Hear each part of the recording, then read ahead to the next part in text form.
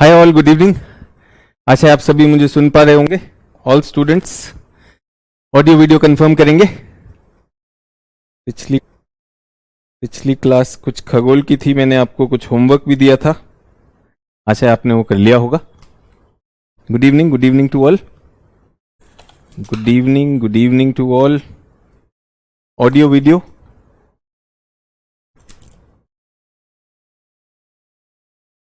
सभी छात्र audio video check करेंगे।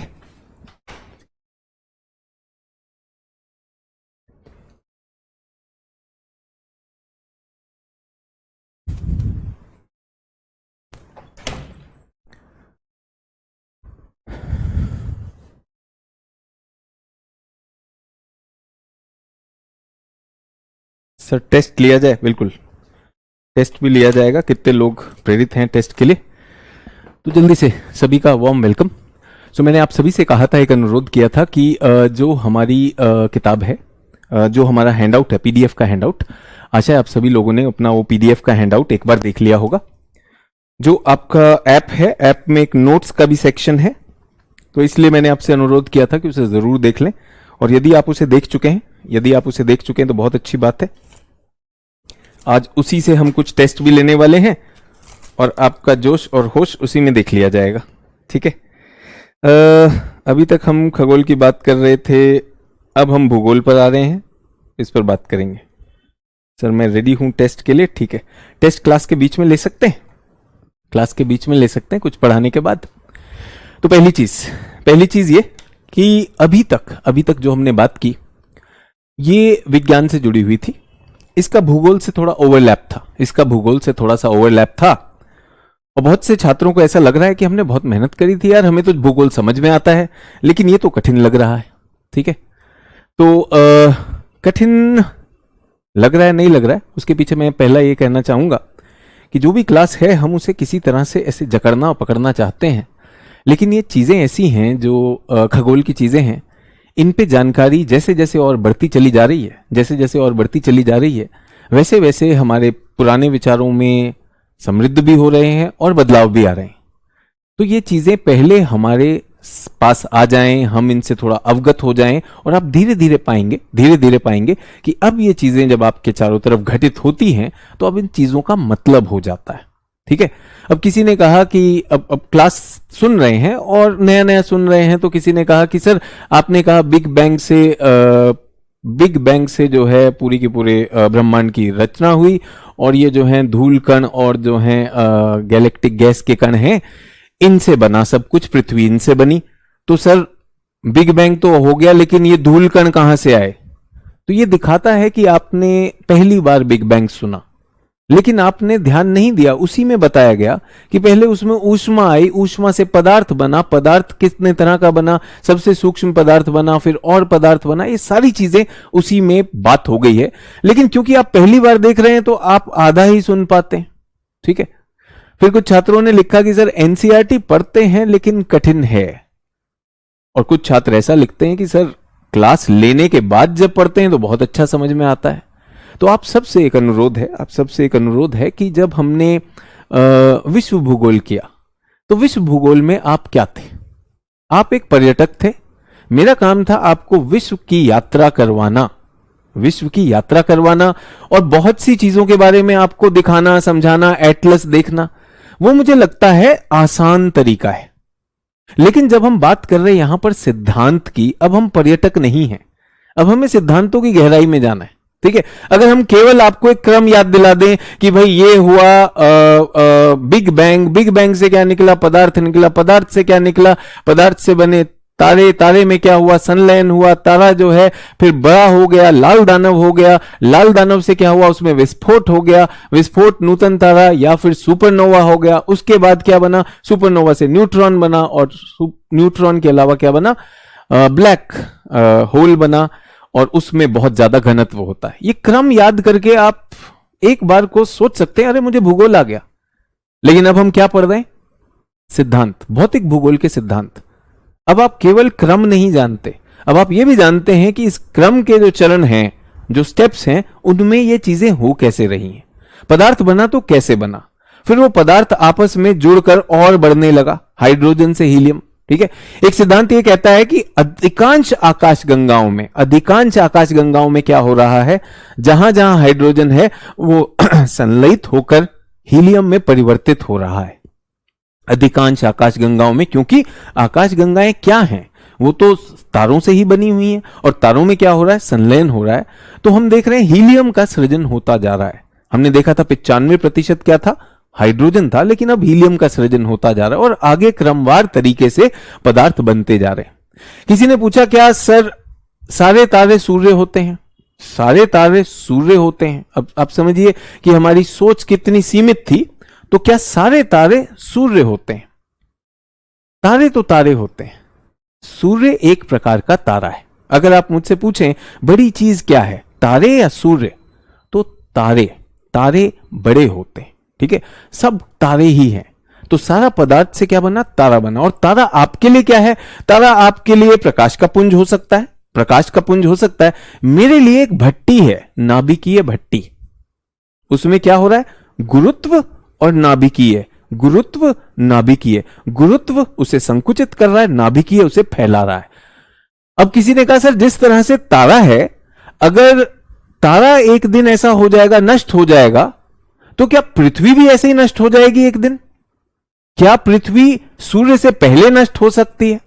तो सोच के देखिए, कौन सा गतिमान है, किसमें प्रक्रिया चल रही है, सूर्य में या पृथ्वी में? तो पृथ्वी तो एक पत्थर है, पत्थर मान सकते हैं। नहीं सर हमारी पृथ्वी हमारी माता, आपने उसे पत्थर कह दिया।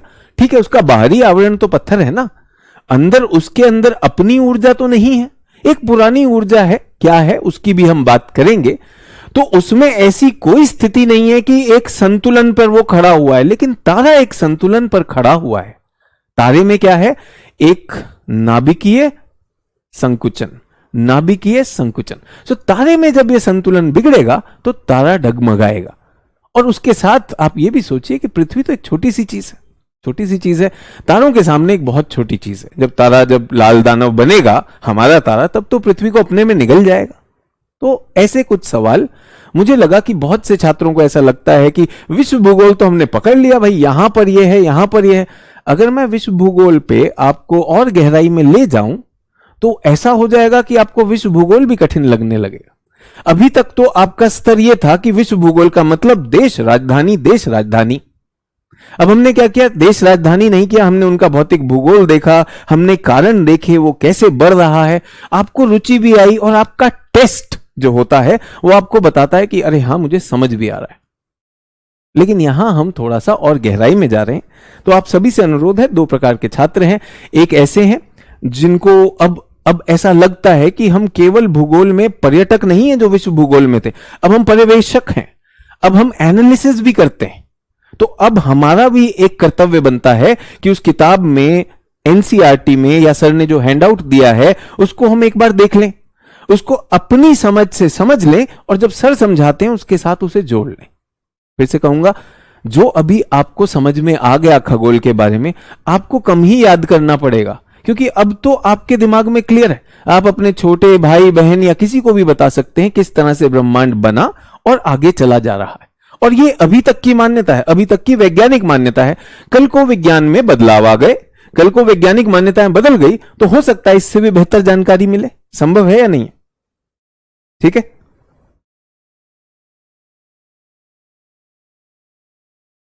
है, चलिए। तो ये रहा पहला। अब मैं आगे बढ़ना चाहूंगा। आज पृथ्वी की उत्पत्ति करना चाहेंगे, और निश्चित रूप से आप टेस्ट के लिए तैयार है, मुझे अच्छा लगा, और टेस्ट भी करेंगे। ठीक है, दिव्या जी कह रही है नोट्स कैसे बनाएं। दिव्या जी और सभी लोग ऐसे सवाल ना पूछें जो कि कल ही की क्लास में बताया गया। ये दिखाता है कि आप क्लास में अलर्ट नहीं है, आप क्लास एक औपचारिकता की तरह कर रहे हैं। बहुत से छात्र ऐसे कह रहे हैं हम इतनी सारी क्लास कर रहे हैं। देखिए, औपचारिकता में कर रहे हैं तो गड़बड़ हो जाएगी। कुछ लोग मुझे सोशल मीडिया पे जो फॉलो कर रहे हैं, हमने एक मेंस के लिए एक आज मास्टर स्ट्रोक मेंटोरशिप प्रोग्राम जो हम फ्री में चलाते हैं वो चलाया है। कल रात 2 बजे तक उस पर काम कर रहा था, आज भी पूरे दिन करता रहा। आज भी बच्चों ने बहुत सारे टेस्ट लिए, उनके जूम सेशंस हुए, सब कुछ हुआ, हम लोगों ने टेस्ट लिए। हमें पता है हम क्या कर रहे हैं और आप क्या कर रहे हैं। सर क्लास कर ली, सर नोट्स कैसे बनाएं? कल ही हमने बताया नोट्स कैसे बनाएं, लेकिन आज फिर पूछेंगे। तो इस तरह के ये लिखते हुए आपको थोड़ा सा समझ में आना चाहिए कि हम क्या कर रहे हैं। ठीक है, सभी लोग मेरे साथ? चलिए आगे बढ़ते हैं। और बाकी मैं फिर से वही कहना चाहूंगा, सबकी अपनी अपनी क्षमता है। इस क्लास में कुछ बच्चे ऐसे भी 8वीं 9वीं 10वीं के हैं, ठीक है, उनको यह भी नहीं समझ में आ रहा कि पृथ्वी जो है कैसे घूर्णन या परिक्रमा कर रही है। उनके लिए हमने बेसिक क्लासेस कराई, उन्होंने वो क्लास भी कर ली, उसके बाद भी नहीं कर पा रहे। तो ये सबकी अपनी अपनी यात्रा है, जो इस यात्रा में इवॉल्व होता जाएगा वो बेहतर पकड़ता जाएगा। ठीक है, अभी बहुत बेसिक चीजों पे चल रहे हैं, उसके आगे बढ़ते हैं। सर लास्ट क्लास के टाइम सर तूफान के बारे में बताइएगा। अब ऐसी चीजें पहले कर ले जो चीज हम कर रहे थे, हम इस पर ध्यान देंगे, क्योंकि अगर आप क्लास को हाईजैक कर लेंगे, कोई कहेगा नोट्स बना दीजिए, कोई कहेगा वैकल्पिक विषय कैसे चुनना है ये बता दीजिए, तो क्लास अपनी दिशा से भटक जाएगी। तो आशा है आपको चीजें समझ में आई होंगी। और एक बार फिर से थोड़ा लालच छोड़ दीजिए, थोड़ा सा लालच छोड़ दीजिए, चैन से बैठिए, चैन से बैठिए कि चलिए मैं कुछ जानकारी अर्जित कर रहा हूं या कर रही हूं। इसके बाद बहुत से छात्रों ने लिखा सर जब दूसरी बार वीडियो देखते हैं तो पूर्ण रूप से समझ आ जाता है किताब के साथ, इसके बाद मैं फिर से पढ़ूंगा। ठीक है, तो लालच छोड़ेंगे और समझेंगे कि क्या हो रहा है। तो सूर्य है, सूर्य की तरह बहुत सारे असंख्य तारे हैं हमारी आकाश गंगा में। हमारी आकाश गंगा में असंख्य तारे हैं और उनका अपना एक गुरुत्व का प्रभाव है। जहां तक उनका गुरुत्व का प्रभाव है, अगर अंतरिक्ष के पिंड, खगोलीय पिंड उस प्रभाव क्षेत्र में आएंगे, अगर वो उस रेंज में आएंगे तो वो सूर्य के आसपास ही रहेंगे, सूर्य के आसपास परिक्रमा करते रहेंगे। तो हमने देखा कि वो सबसे बड़ा केंद्र, मतलब अधिकतम कहां तक हो सकता है, जहां पर सूर्य के गुरुत्व का प्रभाव हो, उस सीमा को, और ये एक थ्योरेटिकल सीमा है, ऐसा नहीं कि हमने जाकर वहां देखा है। तो कोई भी ऐसी सोच रख सकता है कि किसी भी पिंड का, किसी भी द्रव्यमान के पिंड का कुछ गुरुत्व क्षेत्र होगा। उस गुरुत्व क्षेत्र की सीमा, उस गुरुत्व क्षेत्र की सीमा थ्योरेटिकली जो आई उसे क्या कहा गया, एक बादल का नाम दिया गया, ऊर्ट बादल। ऊर्ट बादल, सभी लोग क्लियर हैं? ये हमने लास्ट क्लास में बताया था, ऊर्ट बादल। सो ऊर्ट बादल में क्या क्या है? ऊर्ट बादल में बहुत सारे कुछ गैसीय पिंड हो सकते हैं, बर्फ के टुकड़े हो सकते हैं, और ऐसा नहीं है कि ये ग्रह बन पाए। क्यों नहीं बन पाए? बहुत छोटे छोटे हैं, बहुत ज्यादा छोटे छोटे हैं, तो ये ग्रह बन नहीं पाए। लेकिन ये जहां भी जा रहे थे ब्रह्मांड में, सूर्य के गुरुत्व के प्रभाव के क्षेत्र में आ जाने के कारण ये सूर्य से दूर नहीं जा पा रहे हैं। ये सूर्य के चारों तरफ इस तरह से परिक्रमा करते हुए प्रतीत होते हैं, और इसको क्या कहा जाता है? ऊर्ट बादल। यहां तक क्लियर? कोई कठिन बात नहीं मैंने की। मैंने क्या बात की? The limit of the gravitational field of sun. सूर्य के गुरुत्व की जो सीमा है, उसके अंदर अंदर पाए जाने वाले पिंडों में जो बाहरी आवरण बनेगा, जो बाहरी बादल बनेगा, उसे श्रीमान ऊर्ट ने ढूंढा, उसका नाम है ऊर्ट बादल। इसमें कई सारे पिंड हैं, बर्फीले पिंड, गैसीय पिंड, जो बहुत ठंडी गैसें होंगी वो जम गई हैं, तो वो सारी चीजें यहां पर। ये सूर्य की कक्षा में सूर्य के चारों तरफ परिक्रमा करते रहते हैं, और कुछ इनमें से सूर्य के पास, कुछ पिंड ऐसे हैं, कुछ टुकड़े जो सूर्य के अगर पास आते हैं तो सूर्य प्रकाश से वो प्रकाशमान हो जाते हैं। उनको क्या कहते हैं? कौन बताएगा मुझे? जल्दी से बताइए।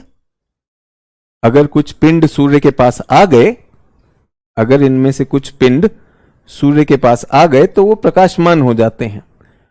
तो ये सूर्य है, हमारा सूर्य, और यहां से कुछ चीज ऐसे जा रही है सूर्य की कक्षा लेते हुए, बहुत दूर से आ रहे हैं। कहां से आ रहे हैं? ऊर्ट बादल से आ रहे हैं, और जब यहां पे आते हैं सूर्य के पास तो ये प्रकाशमान हो जाते हैं, ऐसे दिखाई देते हैं। क्या कहते हैं इनको? जल्दी से बताइए। उल्का पिंड तो नहीं कहते बच्चों, ये तो अपनी कक्षा में उल्का पिंड तो नहीं कहते हैं। आपने कहा कि आप पढ़ के आए हैं, ये तो कॉमेट हुआ, ये तो कॉमेट हुआ ना। कॉमेट यानी धूम केतु।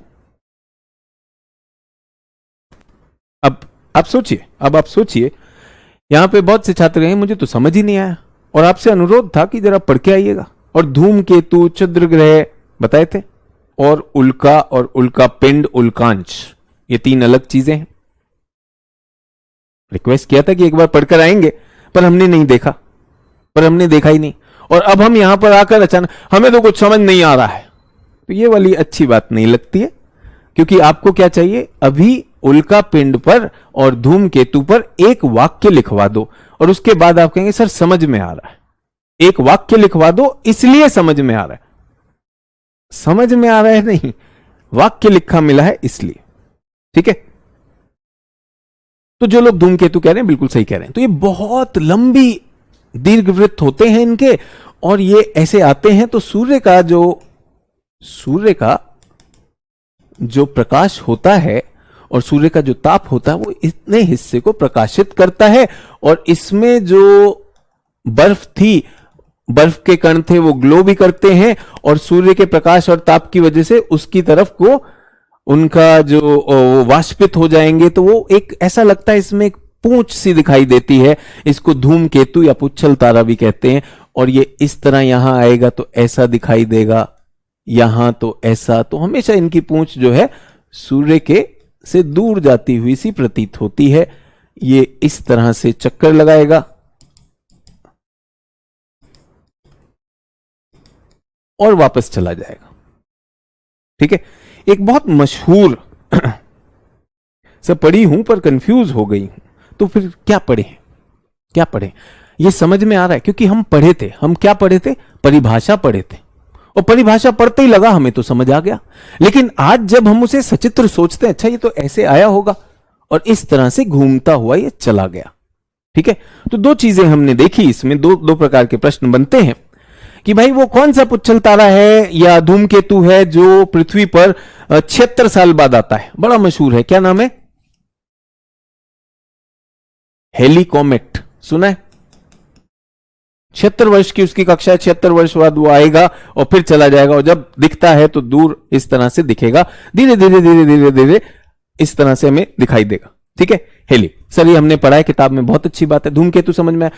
कई बार पूछा जाता है ये धूमकेतु आते कहां से, इनका आवास कहां है आवास, जल्दी से बताइए। तो ये क्या है, पिंड हैं, बर्फीले पिंड, गैसीय पिंड, जो कि ठोस हैं, लेकिन जैसे जैसे सूर्य के पास आते हैं, इनकी कक्षा कुछ इस तरह की है, जैसे जैसे सूर्य के पास आएंगे तो वो गैसें और जो पिंड है वो थोड़ा सा वो पिघलेंगी और वाष्पित होंगी, तो एक पूंछ सी दिखाई देती है। जल्दी से बताइए कहां से आते हैं। तो ये भी हमारा एक प्रश्न आता है। इनका घर है ऊर्ट बादल, ऊर्ट क्लाउड। सर ये ऊर्ट क्लाउड कहां है, ये हमने अभी देखा था, ये हमने देखा, ये ऊर्ट क्लाउड, समझ में आया। ठीक है, तो स्टार भी चक्कर लगाते हैं। राजेंद्र कुमार जी, कल स्टार्स के बारे में कैसे वो चक्कर लगा रहे हैं, कहां पे लगा रहे हैं बताया गया। अब आप कल की क्लास में नहीं थे, तो इस तरह के अगर आप प्रश्न पूछेंगे जो कि रोज रोज, तो वो क्लास को स्लो भी करेगा और क्लास आगे भी नहीं बढ़ेगी। और अनुरोध था कि ये तो करके आना है ना। तो कई छात्र ऐसे होते हैं कि सिविल सेवा की परीक्षा के लिए, मैं बता रहा हूं बहुत सारे छात्र ऐसे हैं कि नेशनल हॉबी है, पहले बहुत महंगी होती थी, खान सर के उससे आंदोलन से चीजें आसानी से उपलब्ध हो गई। लेकिन उसका मतलब क्या आप भी मानसिक रूप से तैयार थे कि यार इसके लिए पूरी मेहनत करेंगे, या केवल क्लास ही तो ऑन करनी है, वीडियो ऑन करा, दिन में 5 बार ऑन करना है, तो उससे नहीं होगा। रिक्वेस्ट है कि इसको जरूर देखें। ठीक है, किसी ने कहा सर ये सप्ताहों तक दिखते हैं, बिल्कुल दिखाई देंगे धीरे धीरे जब ये जा रहे हैं। इनकी स्पीड तो बहुत है, बट ये जैसे जैसे चलेंगे तो उतना समय तो लेंगे ना, तो तब तक ये आसमान में दिखते रहेंगे। तो ऐसा नहीं कि एक रात को जाकर चले जाएंगे, वो एक रात को जाता हुआ वो टूटा तारा जिसे हम कहते हैं, वो उल्कांश होता है। उल्का पिंड जो हमारे वायुमंडल में आ गया, ये वायुमंडल की वजह से नहीं जल रहा है, इसकी अपनी किरणें, अपनी जो वाष्प है वो थोड़ा सा ग्लो कर रहा है। सभी को समझ में आया।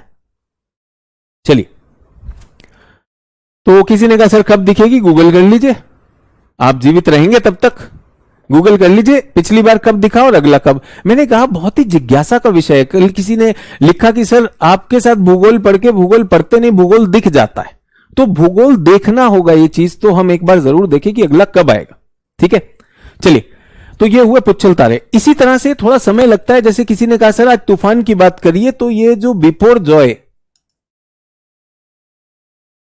जो आज बड़ा दुखद है कि आज जो है गुजरात के तट को टकराया, ठीक है। तो बिफोर जॉय अरब सागर में बनने वाला एक चक्रवात है, ट्रॉपिकल साइक्लोन हम इसे कहते हैं। ये जनरली 6-7 दिन तक इसकी अवधि होती है, 6-7 दिन में खत्म हो जाता है। बिफोर जॉय रिकॉर्ड बना चुका है।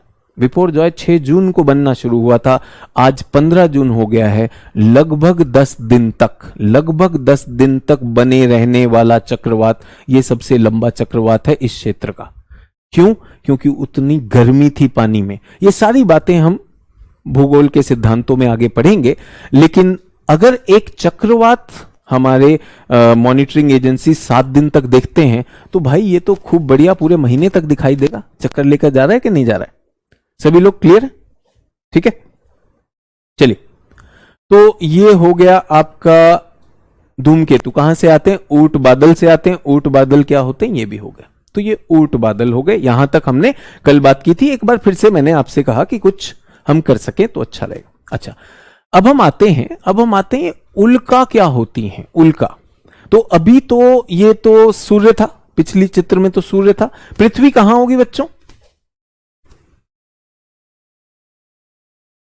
ये पृथ्वी है। तो जो धूमकेतु आया, क्या वो पृथ्वी के वायुमंडल में जल रहा है? ना ना ना ना ना, उसका तो पृथ्वी से तो कुछ कनेक्शन नहीं है। पृथ्वीवासी तो इसे देख सकते हैं, लेकिन क्या हमारे पास और भी कुछ पिंड हैं? और क्या वो पिंड पृथ्वी के वायुमंडल में घुसने की कोशिश कर सकते हैं? जब वो घुसेंगे तो वायु में उनके पास घर्षण होगा, वो उससे जल जाएंगे। ठीक है, तो ये क्या कहलाते हैं? मीटियोर। ठीक है, उल्कांश। क्लियर हो गया?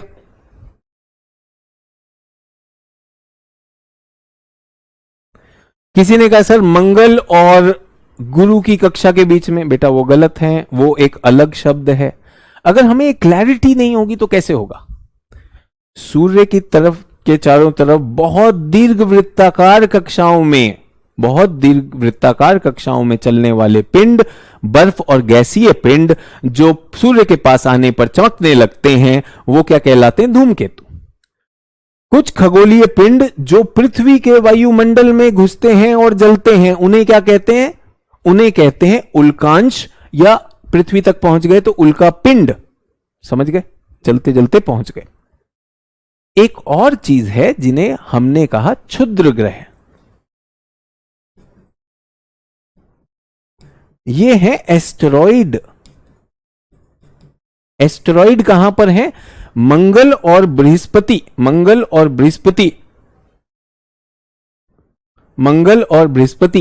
पर के कक्षा के बीच में। सर ये क्या चंद्रमा पर गिरते हैं? एक बात बताइए सभी लोग, ऐसा सवाल दोबारा मत पूछिएगा। क्या ये अच्छा सवाल है कि सर पटना में बारिश होती है तो क्या पानी दिल्ली पे भी गिर सकता है? क्या पानी लंदन में भी गिर सकता है? अगर पृथ्वी पर उल्का आ सकते हैं तो क्या चंद्रमा पर नहीं आ सकते? क्या आप अपनी बुद्धि का प्रयोग नहीं करेंगे? आप अगर इसे बौद्धिक प्रश्न बनाना चाहते हैं तो यार ये गलत बात है।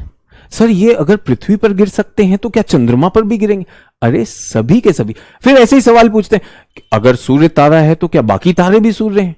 यही तो अपनी सोच का विकास करना है, क्योंकि प्रीलिम्स में जो कथन होगा उसमें हमें सोचना है। तो अगर बहुत सारे पिंड हैं, अगर इस पे आए हैं तो मैं तो कह रहा हूं किसी पर भी होंगे। मंगल ग्रह पर भी गिरेंगे, बृहस्पति ग्रह पर भी गिरेंगे। अच्छा, जिन ग्रहों के पास अपना वायुमंडल नहीं होगा वहां पर ये सीधा आएंगे और गिर जाएंगे, क्योंकि ये जलेंगे नहीं, कोई घर्षण नहीं होगा, है ना। किन दोनों ग्रहों के पास, सौरमंडल में किन दो ग्रहों के पास वायुमंडल नहीं है? जल्दी बताइए। शैलेंद्र कह रहे हैं चंद्रमा के पास वायुमंडल नहीं होता है इसलिए उस पर गिरेंगे। अरे बेटा सब पर गिरेंगे। एक बात बताओ, जिसके पास छाता होता उस पर बारिश की बूंद नहीं गिरेगी? गिरेगी भाई, छाते पर तो गिरेगी, और जिसके पास नहीं है उस पर गिरेगी। तो ये सभी के ऊपर आते हैं। कुछ में पृथ्वी का वायुमंडल है, बट उसके बाद भी कुछ जो है जलते हुए भी पृथ्वी से टकराए हैं कि नहीं टकराए हैं, है ना, तो वो भी संभव है। कोई कह रहा है मरक्यूरी और वीनस, बेटा गलत उत्तर दे रहे हो। मरक्यूरी पर वायुमंडल नहीं, ये तो ठीक है। वीनस किसने कहा, ये क्यों शुक्र लिख रहे हैं बहुत से लोग, ये कहां से सीखा है आपने कि शुक्र के पास वायुमंडल नहीं? क्या आपको पता है शुक्र के पास हमारे सौर मंडल के ग्रहों में सबसे सघन वायुमंडलों में से एक है।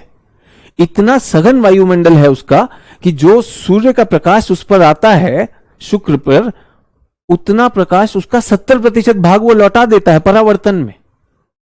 इसलिए शुक्र ग्रह को सबसे चमकीला ग्रह कहा जाता है, क्योंकि वो रिफ्लेक्ट कर देता है। बुध पर नहीं है। हाँ, अब देखो सही बोल रहे हैं। अभी भी कुछ लोग वीनस, ये जो वीनस बोल रहे हैं ना, पक्का किताब नहीं पढ़ के आए हैं और पढ़ेंगे भी नहीं। और फिर उसके बाद यहां पर सनीमा देखकर जाएंगे और उसके बाद सनीमा में मजा नहीं आया तो सनीमा वालों के लिए भाई क्लासेस करते रहिए, बहुत ज्यादा दाम नहीं है, मजा लीजिए, है ना। लेकिन बाकी लोग किस पर नहीं है ग्रह, किसका वायुमंडल नहीं है? तो हमने देखा मरक्यूरी का वायुमंडल नहीं है, चला गया। और मंगल ग्रह का भी वायुमंडल हट गया। क्यों हट गया उस पर भी देखेंगे, ठीक है। और जहां तक रही, कोई कह रहा है कि सर जुपिटर में नहीं है, तो आप देखिए सोच लगा नहीं रहे हैं, किताब नहीं पढ़ी आपने। हम तो इस पे पहले भी प्रश्न पूछ चुके हैं। जो ग्रह ही गैसों से बना हो, जुपिटर तो बना ही गैसों से, तो उसका क्यों नहीं होगा गैसीय वायुमंडल? सोच के देखिए, है ना। तो मैंने कहा ना, कुछ ही छात्र प्रीलिम्स पास करते हैं। क्यों? क्योंकि उनके पास एक सोच होती है, बाकी तो रट के जाते हैं, ठीक है। चलिए, तो ये समझ में आया। क्षुद्र ग्रह, कॉमेट और उल्का, उल्कांश, ये हमने मटेरियल में भी दिया है, ये समझ में आ गया, ठीक है। अब ये एक और पेटी की बात हो रही थी जब हमने क्लास अंत की, काइपर पेटी। तो इसी पेटी को मैं फिर से एक बार दोहरा देना चाहता हूं। मुझे उम्मीद थी कि आप, देखिए मैंने कहा कि टेस्ट लेंगे तो आप सब लोग बहुत उत्तेजित हो गए। हाँ सर, टेस्ट के लिए पढ़ के आएंगे, और टेस्ट में लूंगा भी, निश्चित रूप से लूंगा। लेकिन मुझे लगा कि थोड़ा सा जब पढ़ के आएंगे तो आपका आत्मविश्वास बढ़ेगा। लेकिन आपके उत्तरों से थोड़ा हौसला टूट रहा है यार, ये कुछ भी नहीं पढ़े हैं, हवा में चल रहा है। ऐसा ना करें। एक कक्षा किसकी? मरक्यूरी की, इसको हमने बुध ग्रह कर दिया। एक कक्षा किसकी? वीनस। एक कक्षा किसकी? पृथ्वी। और एक कक्षा किसकी? मार्स, मंगल। अब यहां पर एक पेटी है, ठीक है। एक पेटी इन टुकड़ों की है, इसमें कोई भी गोलाकार नहीं हो पाया, ये टुकड़े हैं। इसे कहा जाता है एस्टेरॉइड पेटी, एस्टेरॉइड बेल्ट या क्षुद्र ग्रह। ऐसा माना जाता है कि जब सौर मंडल का विकास हो रहा था, इसमें जब ग्रह बन रहे थे, तो ग्रह बने, लेकिन असंतुलन के कारण कई ग्रह आपस में टकराए, और टकराने के बाद वो पिघल जाते थे, फिर गोलाकार हो जाते थे। लेकिन कुछ ऐसा टकराया होगा, जो टूटा होगा, वो पिघला नहीं, या उसके जो टुकड़े थे वो बाद में जो है गोलाकार नहीं हो पाए, उसी कक्षा में घूमते रहे। तो वो टुकड़े हैं, किसी ग्रह के टुकड़े, ठीक है। ये एस्ट्रॉइड बेल्ट है, ये उल्का नहीं है। लेकिन हां, हो सकता है अगर इनमें से कोई चीज ऐसी हो जो अपना एंगुलर मोमेंटम या अपना इस तरह की कक्षा को तोड़ दे, किन्हीं कारणों से तोड़ दे, तो हो सकता है वहां पर अगर असंतुलन आया तो वो क्या होगा, वो सूर्य की तरफ खींचने लगेगा ना। जब वो खींचेगा तो हो सकता है इन ग्रहों के वायुमंडल के संपर्क में आ जाए। तो ये संभव है। तो जब हम बात करते हैं मीटियोर्स, ये कहां से आते हैं? यहां से आ सकते हैं। मीटियोर्स जो है उल्का, यहां से आ सकते हैं। सभी लोग मेरे साथ, ठीक है। चलिए, इसके बाद ये बड़े ग्रह आ गए भाई। 1 2 3 4, इनकी भी कक्षाएं होंगी। 1 2 3 4। ठीक है, ये भी अपना घूम रहे हैं, किसके, सूर्य के चारों तरफ घूम रहे हैं। इसके बाद भी कुछ पिंड हैं, इसके बाद के जो पिंड हैं, तो ये कौन सा है बच्चों, नेपट्यून है, ये नेपट्यून है। वरुण, वरुण के परे भी कुछ पिंड हैं। ये जो पेटी, एक पेटी को मैं इसको एक्स मान लूं, एक्स पेटी, ऐसी एक और चट्टानों की पेटी है जिसको वाई कहते हैं, इसका नाम बताइए, इस पेटी का नाम बताइए। बिल्कुल, जो भी अनुराधा जी कह रही हैं जोवियन ग्रह, बिल्कुल ठीक है, यूरेनस एंड नेपट्यून, मैं सिर्फ नेपट्यून की बात कर रहा हूं। तो इसको हम कहते हैं काइपर पेटी, काइपर पेटी। सभी लोग मेरे साथ, सभी लोग मेरे साथ।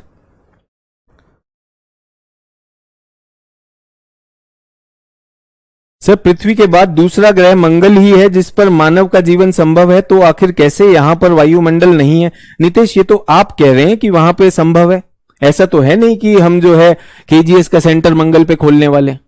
ना ना ना, ये बात हुई है कि वहां जीवन संभव है, मानव ऐसे ही मानव ले आए। तो ऐसी बात, कल की क्लास अटेंड करिए, जीवन को समझिए।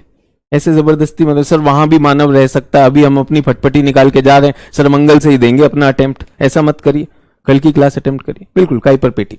अच्छा, काइपर पेटी, एक बात बताइए, एक बात बताइए कि मेरे पास एक धागा है, धागा है, धागे पे मैंने गेंद बांधी हुई है, ठीक है, धागे पे मैंने गेंद बांधी हुई है और मैं धागे को घुमा रहा हूं, तो गेंद मेरे चारों तरफ परिक्रमा करेगी कि नहीं करेगी?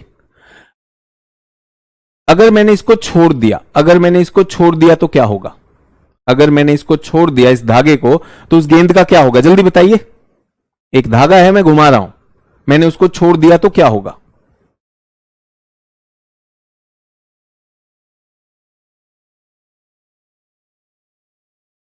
सर, अगर आपने छोड़ दिया तो वो बाहर की तरफ भाग जाएगा। क्यों? क्यों? क्योंकि सर उसके पास तो अपकेंद्रीय बल है ना सर, यहां से आपने पकड़ा हुआ था तो आपका एक खींच बल भी लग रहा था, एक गुरुत्व का काम कर रहा था, वो बैलेंस का काम कर रहा, आपने छोड़ा वो गया। ऐसे ही पतंग छोड़ी, पतंग भी गई। ठीक है, तो ये बताइए, जब तक मेरे हाथ में धागा था या रस्सी थी, वो घूमता रहा, तो एक बल तो उस धागे में मेरे हाथ की तरफ आ रहा था और एक बाहर की तरफ, एक संतुलन था या नहीं था? संतुलन था, सभी लोग, संतुलन था। ठीक है, अगर मैंने छोड़ दिया तो असंतुलन आ गया, वो बाहर चला गया। सभी लोग मेरे साथ, असंतुलन आया। तो जब तक संतुलन है तब तक ये सारे पिंड सूर्य के चारों तरफ अपनी कक्षा में यथावत बने रहेंगे। कोई भी पिंड एक दूसरे की कक्षा को पार नहीं करेगा। समझ में आया? कोई भी पिंड एक दूसरे की कक्षा को पार नहीं करेगा, सब अपने अपने रेडियस पर घूमते रहेंगे। क्लियर? ठीक है। अच्छा, एक और चीज, जब आपने बहुत अच्छा सोचा कि सर ये एकदम दूर चली जाएगी, तो मैं ऐसे घुमा रहा था बहुत तेजी से और वो ऐसे घूम रही थी। अगर मैं धीरे कर दूं तो क्या होगा? अगर मैं घुमाना बंद कर दूं केंद्र से, अगर मैं घुमाना बंद कर दूं तो क्या होगा? दीपक मैं समझा रहा हूं, दीपक मैं समझा रहा हूं, क्योंकि आपको सिर्फ नोट्स चाहिए तो आप क्लास छोड़ सकते हैं, कोई दिक्कत नहीं। यह समझाया जा रहा है, यह समझाया जा रहा है, समझ में आ रहा है? तो दीपक आप बिल्कुल बिल्कुल कोई दिक्कत नहीं है, आपको वही रटना है ना, 1 2 3 4 5 6 रट लीजिए, कोई दिक्कत नहीं। दीपक ये भी नहीं पता सीपीएस यूपीएससी दोगे नहीं दोगे, क्या दोगे? सर वो नीचे गिर जाएगा, नीचे गिर जाएगा। विज्ञान है, थोड़ी कल्पना। दीपक कल्पना बहुत दूर है तुमसे, कोई दिक्कत नहीं। ठीक है, तो इस तरह से घूम रहा है और मैंने उसको धीरे कर दिया तो वो गिर जाएगा, है या नहीं? किसी कारण से इन पिंडों की अगर गति कम हो गई, सोचिए, कोई भी पिंड हो, चाहे ग्रह हो, चाहे क्षुद्र ग्रह हो, चाहे बाहर के बाह्य ग्रह हो, चाहे काइपर वाले हों, अगर इनकी गति कम हो गई तो इनका जो अब केंद्रीय बल है वो कम हो जाएगा, लेकिन गुरुत्व तो है। तो ये कहां को जाएंगे? जल्दी से बताइए, कहां को जाएंगे? नीचे तो नहीं गिरेंगे, कहां जाएंगे? दीपक तुम भी कल्पना, अच्छा तुम तो नोट्स लिखने बैठे हो, तो दीपक कोई बात नहीं है ना। नीचे की ओर गिरने का मतलब क्या होगा? अगर ये धीरे हुए तो क्या हो जाएगा? सर ये सूर्य की ओर खींचने लगेंगे। खींचेंगे या नहीं खींचेंगे? सोच के देखिए, अब बात यह है, जितनी मैंने बात की, सर आप तो सोचवा रहे हैं, सर समझ नहीं आ रहा है। और कुछ लोग, सर ये तो बात चल रही है, ये सिद्धांत चल रहा है बच्चे, जो स्कूलों में शायद आपको नहीं बताया गया, इसे एक्सपेरिमेंट कहा जाता है, अनुभव करके किया जाता है। तो सर अगर ये धीरे हुए तो ये केंद्र में जाने लगे, तो क्या कोई टुकड़ा ऐसा हो सकता है कि अपनी ऊष्मा उसकी कम हो जाए? धीरे हो गया, जैसे ही धीरे होगा बच्चों, तो ये क्या करेगा? सबकी कक्षाओं को काटेगा कि नहीं काटेगा? सबकी कक्षाओं को काटेगा, काटेगा तो सब में असंतुलन लाएगा। अगर निकल गया तो इसकी किस्मत, वैसे निकल जाएगा क्योंकि ब्रह्मांड में बहुत सारी स्पेस है, अंतरिक्ष बहुत सारा है, हमारे इसमें भी बहुत सारा, सूर्यमंडल में, वैसे तो निकल जाएगा। लेकिन क्या किसी से टकरा सकता है? क्या किसी से टकरा सकता है? क्या किसी के वायुमंडल में घुस सकता है? क्या आप जानते हैं, क्या आप जानते हैं कि हाल ही में यूएसए ने एक एक्सपेरिमेंट किया कि स्पेस से एक उन्होंने अपने यंत्र को, सैटेलाइट को एक कॉमेट से टकरा दिया। वो देखना चाहते थे कि अगर वो पृथ्वी की तरफ आ रहा हो तो क्या हम उसका रास्ता मोड़ सकते हैं कि नहीं मोड़ सकते। कितने लोगों को पता है? दीपक बेटा ये नोट्स में नहीं जाएगा, मत लिख लेना, सोचने की बात कर रहा हूं। कह रहा बातें ज्यादा कर रहे हो सर, ये काम की बात कर रहा हूं, इसी पे प्रश्न आते हैं। कितने लोगों ने सुना है? तो ये भी विश्व में ये भी हो रहा है कि हो सकता है एक दिन ऐसा आए कि कोई चीज पृथ्वी पर ही टकराने वाली हो। इस पर कई, अंग्रेजी में तो कई फिल्में बन चुकी हैं कि टकराती है तो उससे कैसे बचा जाए। तो वैज्ञानिकों ने सोचा क्यों नहीं हम उससे पहले उस पर एक मिसाइल मार दें और वो अपना रास्ता भटक जाए। संभव है कि नहीं? हम उन्हें रोक तो नहीं सकते भाई, बट क्या हम उनकी दिशा को घुमा सकते हैं? ठीक है, ये शोध चल रहे हैं। सभी को समझ में आया कि ये कहां से आते हैं? उल्का। सो अगर मैंने आपसे पूछा उल्का पिंडों का घर क्या है, उल्का पिंड कहां से आते हैं, ये तो आपने बताया मुझे हमारे धूमकेतु उल्ट से आते हैं। दीपक भाई उल्का पिंड कहां से आते हैं? वैसे तुम ये सब नहीं कर पा रहे हो, तुमको नोट्स लिखना है, 150 ग्राम तो ले ही जाओगे ना सर? हिंदी में भी बनी सर, डार्ट मिशन, बिल्कुल, बहुत से अच्छे लोग इस चीज को भी जानते हैं कि डार्ट मिशन काइपर पेटी से। तो उल्का पिंड काइपर पेटी से, क्या मैं कह सकता हूं इससे भी आ सकते हैं? तो क्षुद्र ग्रह और इससे हमारे उल्का पिंड भी आते हैं। यहां तक क्लियर? सर ये ग्रह परिक्रमा कैसे करते हैं? ये अखिलेश कुमार जी प्लीज पिछली क्लासेस कर लीजिए। जो निहारिका है वो घूम रही थी, सारी चीजें घूम रही हैं। क्यों घूम रही हैं? जैसा हमने कहा कि काफी कोलिजन्स हुए जिससे टेंजेंशियल रोटेशन भी शुरू हो गया। दीपक जी आप बता सकते हैं, आपने तो नोट्स बना लिए होंगे। ठीक है, चलिए आगे बढ़ते हैं। तो ये हमने क्लास खत्म की थी, इसमें हमने ऊट्स और काइपर में कई चीजें आपके टेस्ट में भी पूछने वाला हूं, इसलिए कहा था कि ये पढ़ के आएगा। काइपर में क्या क्या मिलता है? तो ये पिंड के कुछ नाम हैं। तो जो हमारा नौवां ग्रह था, नौवां ग्रह क्या था? प्लूटो ग्रह था।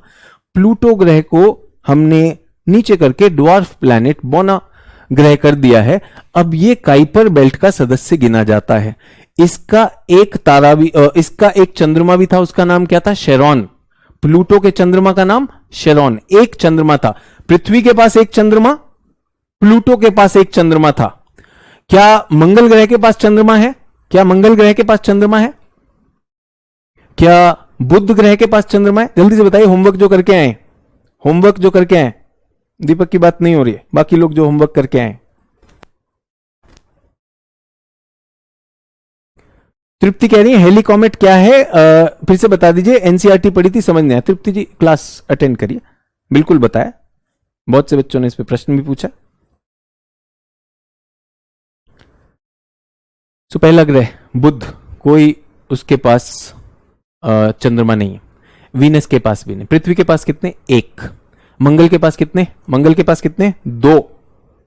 क्या नाम है उनका, कुछ याद है? फीबियोस और डीमोस।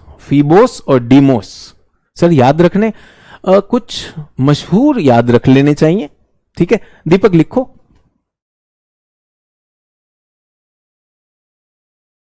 फीबोस और डीमोस, ये किसके हैं? मंगल ग्रह के। ठीक है, एक चंद्रमा, ये तो दो हो गए। एक चंद्रमा वाला कौन है? एक चंद्रमा वाला ग्रह पृथ्वी है। दीपक, नो बात, लिख ले लिख ले।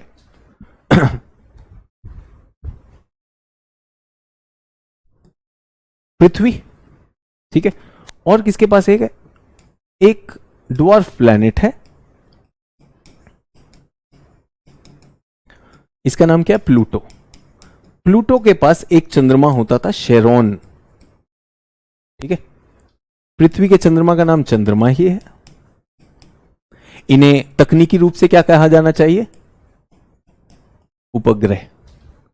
ग्रहों के चारों तरफ परिक्रमा करने वाले उपग्रह कहलाते हैं। ठीक है, विश्वनाथ कुमार जी कह रहे निहारिका क्या है? विश्वनाथ जी, दीपक जी बताएंगे। दीपक जी ने नोट्स लिख लिए। निहारिका क्या है ये आप समझ रहे हैं?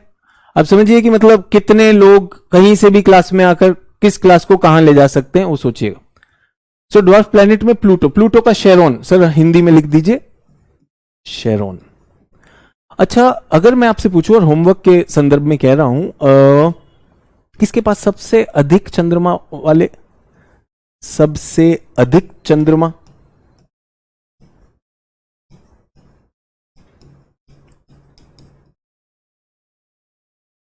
सबसे अधिक चंद्रमा किसके पास है?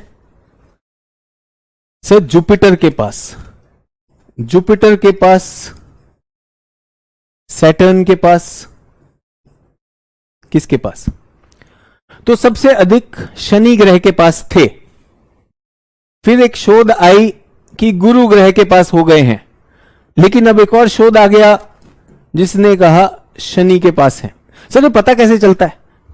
दूरबीन, दूरबीन है ना, दूरबीन से, टेलीस्कोप जैसे जैसे विकसित हो जाए। आज ही आप लोगों ने देखा होगा, आज के समाचारों में आया है कि हबल टेलीस्कोप में एक आकाशगंगा जाती हुई दिखाई दी है। बहुत सुंदर सी आकाशगंगा अभी हबल ने देखी है। जल्दी से बताइए क्या नाम है, आज समाचार पत्रों में है।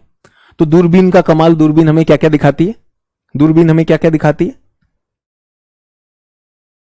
जल्दी से बताइए, किसी को याद है? आज समाचार में आया, समाचार में आया है।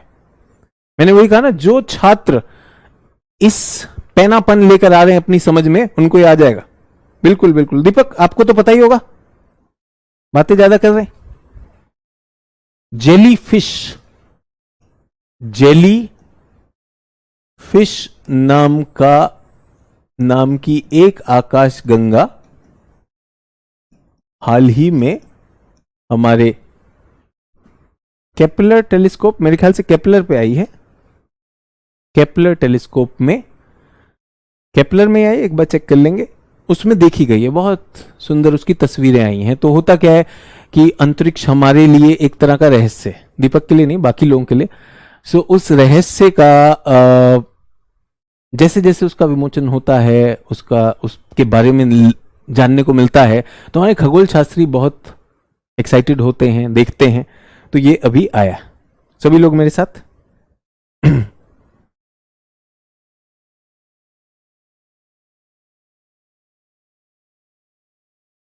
ठीक है। दीपक कह रहे हैं सर आज से कमेंट नहीं लिखूंगा, आप गलत ही सोच लिए। दीपक वैसे तो आप हिंदी भाषी हैं, अगर आप मास्टर को बोल रहे हैं कि आप बात बहुत ज्यादा करते हैं, तो इसका एक मतलब होता है। आप क्या गलत क्या सोच लिए? आप गलत क्या सोच लिए? हम तो समझा रहे हैं, गलत नहीं सोचे। आप सोचिए, आप लिख भी देंगे मास्टर जी आप बात बहुत कर रहे हैं। बात नहीं कर रहे हैं, समझा रहे हैं बच्चे। ये सारी चीजें केवल डिक्टेशन नहीं दे रहे हैं। जब हमने कहा कि हम यूपीएससी के लिए केजीएस में पढ़ाएंगे, तो हम डिक्टेशन के लिए तो नहीं सोच के आए ना, यूपीएससी के लिए पढ़ाएंगे, उस स्तर का पढ़ाएंगे। तो ये भी लिख दोगे कि मास्टर जी बात कर रहे हैं, और उसके बाद आप गलत सोच लिए। तुम गलत लिख दिए भाई, तुम भी तो उसको सोचो। तो यहां पर सबसे अधिक उपग्रह किसके पास है? अब सैटर्न के पास है। वापस सैटर्न के पास। सबसे बड़ा चांद किसके पास है? जल्दी बताइए। हबल ही है, देख लीजिएगा। मैंने कहा आज करंट में सबसे बड़ा चंद्रमा किसके पास है? गैनीमीड, गैनीमीड, अंग्रेजी में लिख दूं, गैनीमीड। ये हमारे सौर मंडल का सबसे बड़ा चंद्रमा है। किस ग्रह का चंद्रमा है गैनीमीड, कोई बताएगा? सर जुपिटर का है। बहुत अच्छी बात है, जुपिटर का, बृहस्पति ग्रह का। दूसरा आता है टाइटन। टाइटन किसका है, जल्दी बताइए। टाइटन किसका उपग्रह है? जो लोग पढ़ के आए हैं,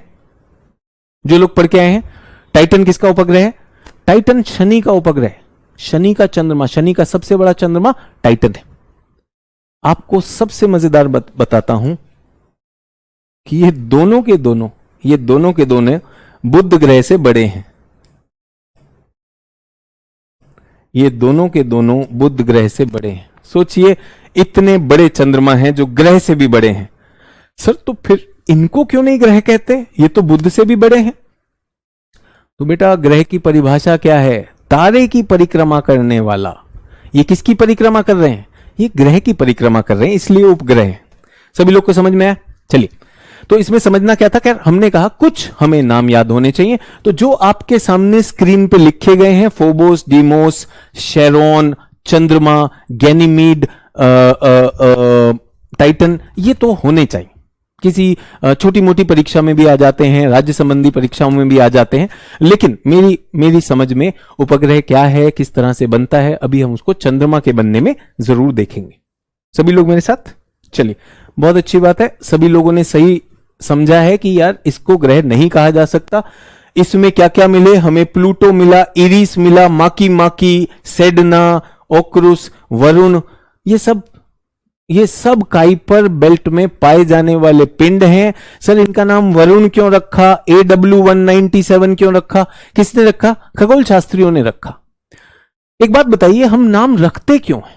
नाम इसलिए रखते हैं पहचान के लिए, ताकि हमने किसी पर एक निशानी लगा दी कि इसका नाम वरुण है, इसका नाम प्लूटो है, ताकि और जब पिंड आए तो कंफ्यूजन ना हो। और मैं आपको बताना चाहता हूं, इसी नामकरण की वजह से कई बार यूपीएससी ने प्रश्न पूछा है कि चक्रवातों का नामकरण कैसे होता है। तो प्रश्न ये आता है चक्रवात का नाम ही क्यों रखना है? चक्रवात का नाम ही क्यों रखना है? तो चक्रवात का नाम इसलिए रखना है क्योंकि बहुत सारे चक्रवात बन रहे थे, ताकि उनको इंगित किया जा सके, उनको चिन्हित किया जा सके, आइडेंटिफाई किया जा सके। That is why we name cyclones. अब जब आपको हम मौसम विज्ञान की बात करेंगे तो यह भी बताएंगे किस क्रम में किया जाएगा। बिपोरजॉय जो है, बिपोरजॉय, इसका मतलब है विनाश, विध्वंस, और यह नाम बांग्लादेश से आया। बिपोरजॉय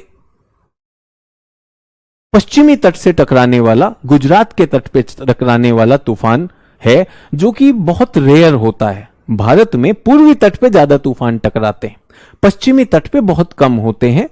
और अगर देखा जाए तो पिछले कुछ समय में यह तीसरा ऐसा चक्रवात है जो आकर गुजरात के तट को टकराया है। इससे पहले ताउते नाम का एक चक्रवात टकराया था।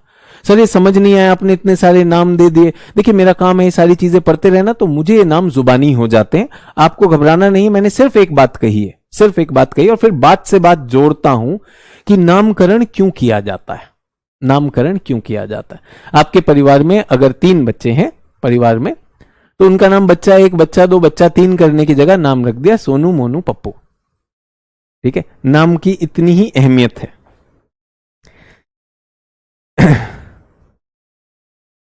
चलिए आगे बढ़े। इनसे नामों से नहीं घबराना है। काइपर पेटी में बहुत सारे पिंड हैं, कुछ की मैंने आपको चित्र दिखा दिए। ये चित्र मुझे कहां से मिले? ये चित्र मुझे मिले नासा से, या फिर बहुत सारे हमारे खगोल शास्त्री हैं उनसे। ठीक है, चलिए अब हम आगे इन ग्रहों पर आ गए। यार ये छल्लेदार ग्रह कौन सा है? छल्लेदार ग्रह जिसमें ऐसे वृत्त दिखाई देते हैं, जल्दी से बताइए छल्लेदार ग्रह कौन सा है?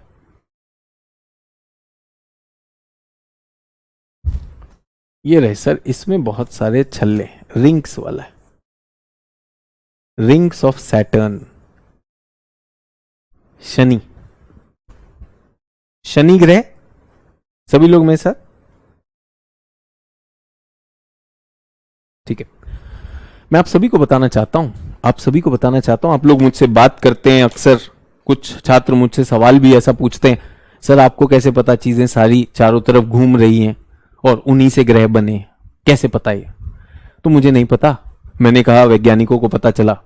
तो आपका सवाल जो आप मुझसे पूछते हैं, सर आपको कैसे पता, मेरा मन करता है वो सवाल मैं लूं और मैं आगे से हट जाऊं, वैज्ञानिक के पास मार दूं, भाई ये पूछ रहे हैं कि आपको कैसे पता चला। ठीक है, तो वैज्ञानिकों ने मुझे बताया या मैंने पढ़ा वैज्ञानिकों के बारे में, उन्होंने कहा देखिए हमें तो नहीं पता था कैसे हुआ, लेकिन एक अजीब सा ग्रह है सैटर्न। जब हमारे पास सैटर्न के चित्र आए तो हमने देखा इसके चारों तरफ पिंड घूम रहे हैं।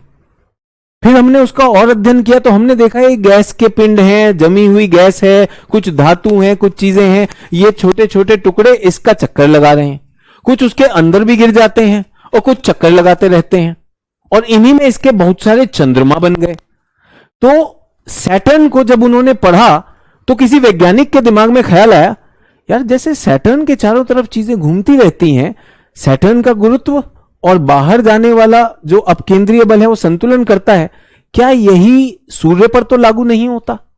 तो आप सोचिए, एक चीज से हमें दूसरा आइडिया आता है। तो सैटर्न के रिंग ने हमेशा ही खगोल शास्त्रियों को आकर्षित किया है। ये समझ लीजिए एक तरह का मिनी सौर मंडल था, ये मिनी सौर मंडल था। इस सौर मंडल को समझा तो उन्होंने कहा कि भाई सौर मंडल भी तो ऐसे ही बना होगा। रुचिकर जानकारी लगी कि नहीं? सोचिए, सैटर्न की सिर्फ चित्र मात्र से ऐसा हुआ। अगर मैं आप लोगों से पूछूं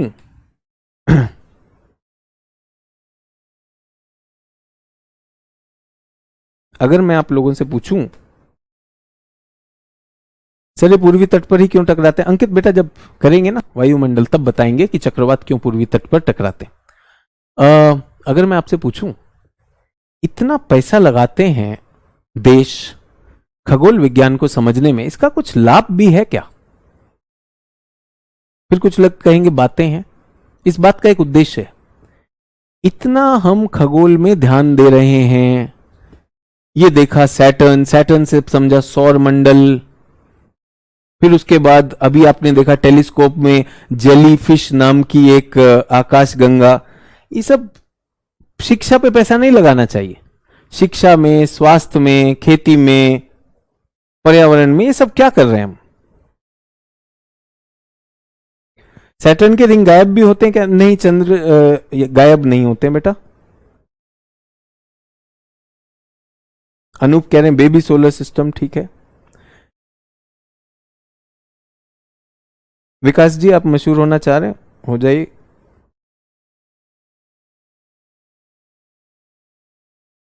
सर जुपिटर के पास भी तो रिंग है। बेटा रिंग तो सभी के पास छोटी मोटी हो सकती है, कोई भी ग्रह, कभी भी जुपिटर आपने देखा किसी भी चित्र में ऐसा बनता हुआ? कभी देखा? रिंग तो सभी की हो सकती है, बट किसकी सबसे ज्यादा दिखाई देने वाली है?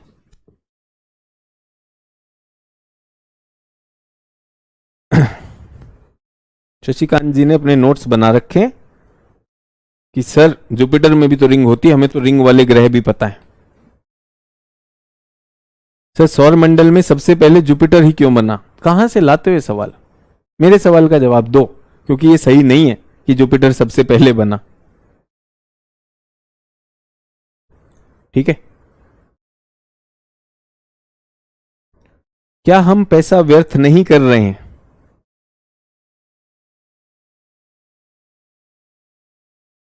लाला गुप्ता जी कह रहे हैं यूरेनस के पास भी रिंग है। भाई आप मुझे बता दीजिए किसी में ऐसे रिंग दिखाई दे रही हो, कहीं भी आपके कहीं पे भी बना ऐसा दिखाई दिया? ये भी तो चित्र है। देखिए मोटे तो बहुत सारे लोग होते हैं, लेकिन कुछ का मोटापा बहुत दिखता है। बट आप तो नोट्स बनाए हैं, रिंग वाले ग्रह बताइए, नोट्स का क्या करें? तो ये करना चाहिए या नहीं? जल्दी से बताइए, मेरे प्रश्न का उत्तर नहीं दे रहे हैं।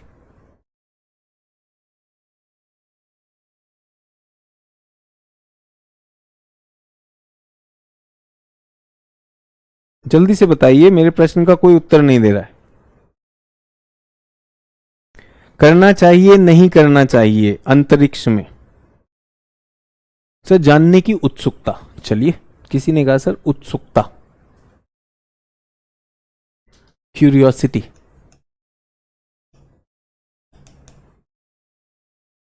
उत्सुकता और कुछ? सर क्यों करना चाहिए?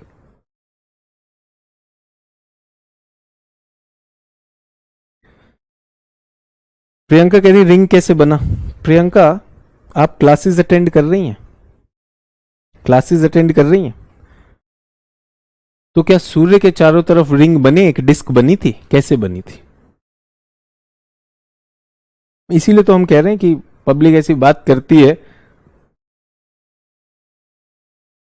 सर, अर्थ पर आने वाले संकट, अच्छा ठीक है, डेंजर्स टू अर्थ पता चलते हैं।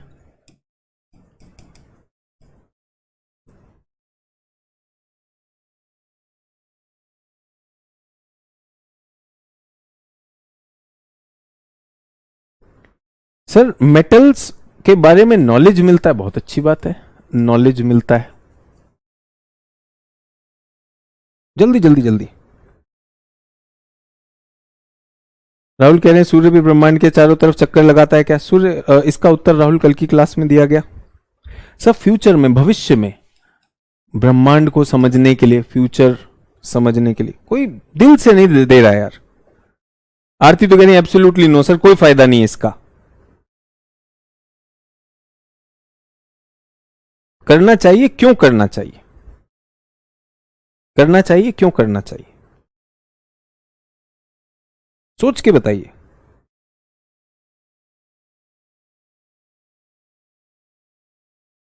जरूरी है, क्यों जरूरी है, मैं वही पूछ रहा हूं, कोई भी जवाब नहीं। और मैं एक उद्देश्य से प्रश्न पूछ रहा हूं, किसी को लगेगा बात कर रहे हैं, बहुत उद्देश्य से प्रश्न पूछ रहा हूं, गहरा उद्देश्य है इस प्रश्न के पीछे।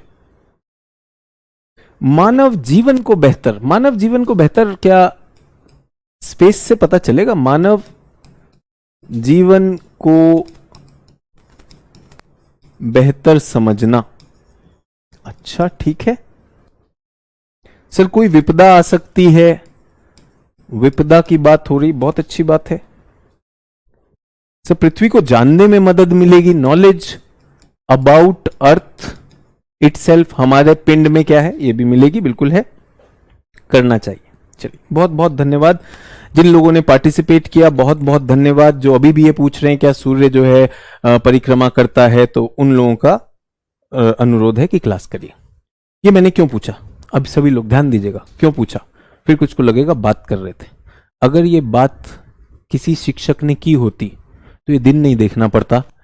GS1 में एक प्रश्न आ गया, 4 साल पहले मुख्य परीक्षा में एक प्रश्न आया,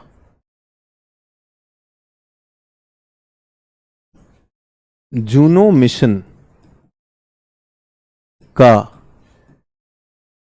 महत्व बताइए। देखिएगा, यूपीएससी में GS1 में मुख्य परीक्षा में यह प्रश्न आ गया, जूनो मिशन का महत्व बताइए। ध्यान दीजिएगा, ध्यान दीजिएगा, और सोचिए कितनी शर्मनाक बात है। और यहीं पे छात्र बैठे हैं कि मास्टर जी बात कर रहे हैं, उनके मास्टरों ने कोई बात नहीं की थी। उनके मास्टरों ने केवल बताया था छल्ले वाला ग्रह कौन सा है, बिना छल्ले वाला ग्रह कौन सा है, ऊंचा ग्रह कौन सा है, टेढ़ा ग्रह कौन सा है, कौन तेज घूमता है, सिर्फ इतना बताया था। और यहां पर आकर मैं बताना चाहता हूं, अधिकांश लोगों ने कहा, 90% लोगों ने कहा कि यह सिलेबस के बाहर का प्रश्न है। जब उनसे पूछा गया कि भाई ये तो करंट अफेयर्स का प्रश्न है, जूनो मिशन जो है नासा का बृहस्पति पर भेजा हुआ यान है, बृहस्पति का मिशन है। शब्द जू से वैसे भी आता है, JUNO, जुपिटर को जानना है, जुपिटर। तो इसमें क्या दिक्कत है? तो बच्चों ने कहा कि भाई ये तो ठीक है, जूनो तो हमें पता था, हमें तो मंगलयान भी पता है, लेकिन हमें यह कैसे पता हो इसका महत्व? अरे बाबा, महत्व पे छोड़कर आ गए कि सर ये तो पढ़ाया नहीं गया था। अरे तो यही तो सोच विकसित होती है। आप बताइए, भारत मंगलयान क्यों भेज रहा है मंगल पर? हम वहां पर पानी की खोज कर रहे हैं कि नहीं कर रहे हैं? हम वहां पर जीवन की संभावनाओं की खोज कर रहे हैं कि नहीं कर रहे हैं या नहीं कर रहे हैं? सर लेकिन जुपिटर पर थोड़ी है। अरे भाई, जुपिटर पर भी तो गैसें हैं, उन गैसों का किस प्रकार से, उन गैसों का किस प्रकार से संरचना है, और उसमें भी मीथेन गैस हो सकती है, उसमें भी जीवन हो सकता है। तो जीवन की संभावना, पानी की संभावना, और यह भी बात बता दूं कि बृहस्पति ग्रह इतना बड़ा ग्रह है कि पूरे के पूरे सौर मंडल का संतुलन इससे चलता है।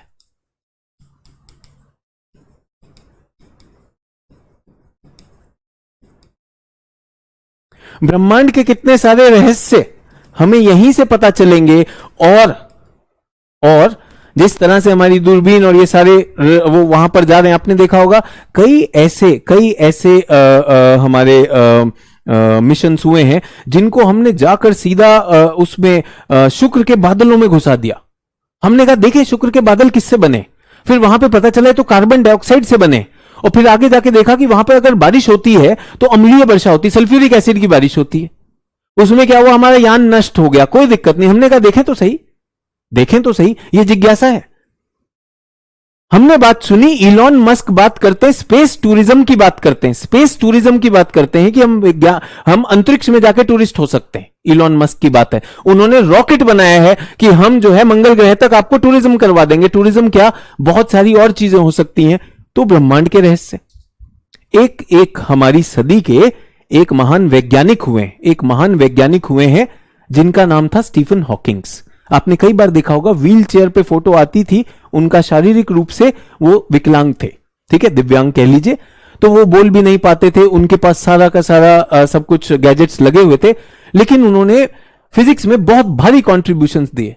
उनका यह मानना था कि जिस प्रकार से हम पृथ्वी और उसके संसाधनों का दोहन कर रहे हैं, पृथ्वी अगले 100 साल में नष्ट हो जाएगी और हमें एक दूसरा ग्रह ढूंढना पड़ेगा अगर मानवों को जीवित रहना है तो। स्टीफन हॉकिंग ये कह गए थे, उसके बाद उनकी मृत्यु हो गई। तो आप सोचिए, नया जीवन, नया ग्रह अगर हमें ढूंढना हो, नया ग्रह में मैंने आपको बताया एक्सोप्लैनेट्स की खोज हो रही है, एक्सोप्लैनेट्स। और उसमें क्या काम आएगा बच्चों, क्या काम आएगा, गोल्डी लॉक जोन। आप बताइए, इस प्रश्न का उत्तर किसी भी छात्र ने अगर क्लास में शिक्षक के साथ सोचा होता तो यह उत्तर बना सकता था कि नहीं बना सकता था? क्या इसमें उदाहरण स्वरूप भारत का मंगलयान भी लिख सकता था?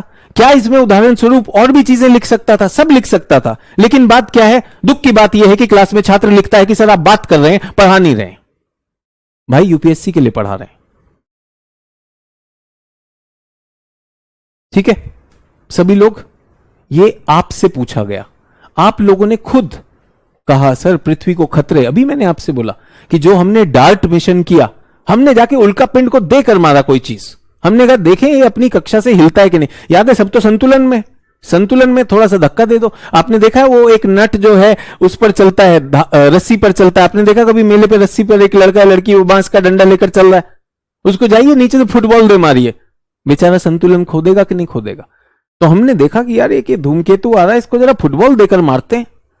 उसमें क्या होगा, हमारी पूंजी नष्ट होगी, क्योंकि वो फुटबॉल तो नष्ट हो जाएगी। लेकिन वो निवेश है, किस में निवेश है, मानवता का भविष्य में निवेश है, मानवता का अंतरिक्ष में निवेश है। और मैं आपको बताना चाह रहा हूं, बार बार यही बताना चाह रहा हूं, अब हम विश्व भूगोल में नहीं है, अब हम भौतिक भूगोल में हैं। सिद्धांतों के लिए थोड़ी तो अपनी जिज्ञासा पैदा करिए।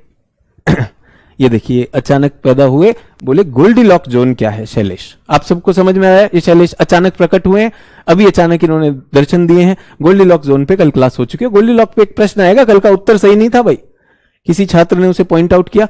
तो सभी लोग, ये हमारे ग्रह हैं, ये ग्रह बने कैसे? अब ग्रह बना दे, कैसे बने?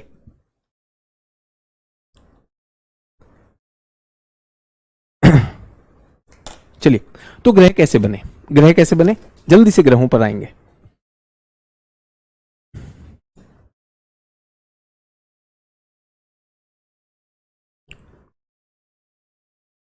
बहुत सारे कण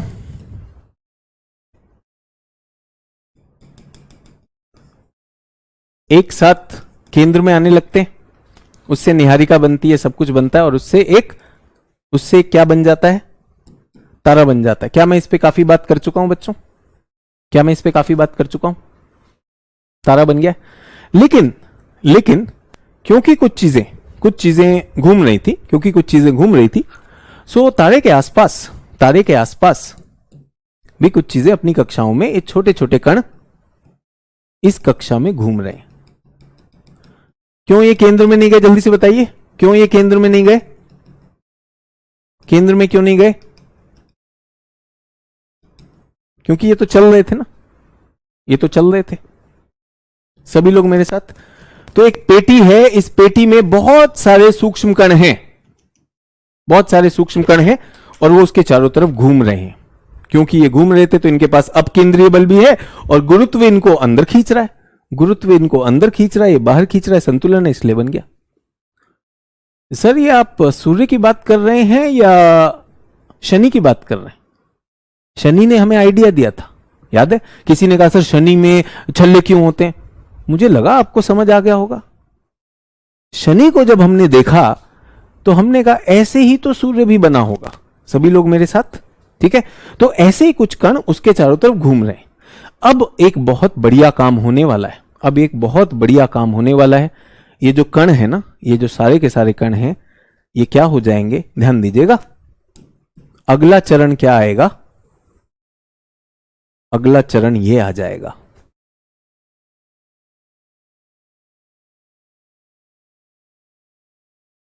वो सारे कण एक गेंद में संकेंद्रित हो गए और क्या बन गया? ग्रह। तो क्या आप जानना चाहेंगे ए से बी? क्या आप जानना चाहेंगे? क्योंकि बहुत से लोग कहेंगे आप बात ज्यादा करते हैं। मतलब क्या समझ में आ गया? ये हमें नहीं आई।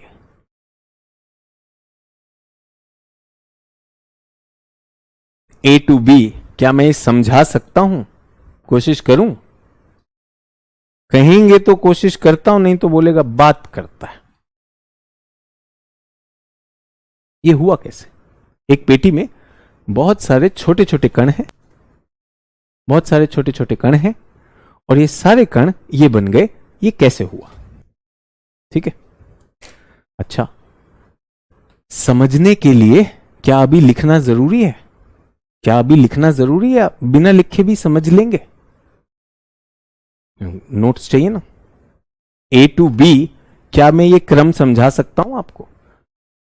सूर्य तो है, कुछ चीजें उसके चारों तरफ घूम रही, और मुझे पता है इस क्लास में 90% लोग ऐसे सीरियस हैं जो पढ़ भी रहे हैं, समझ भी रहे हैं, लेकिन 10% जब भी आपने ना गोल्डी लॉक बता दीजिए, ये बता दीजिए, वो बता दीजिए, ये क्लास में कर ही नहीं रहे।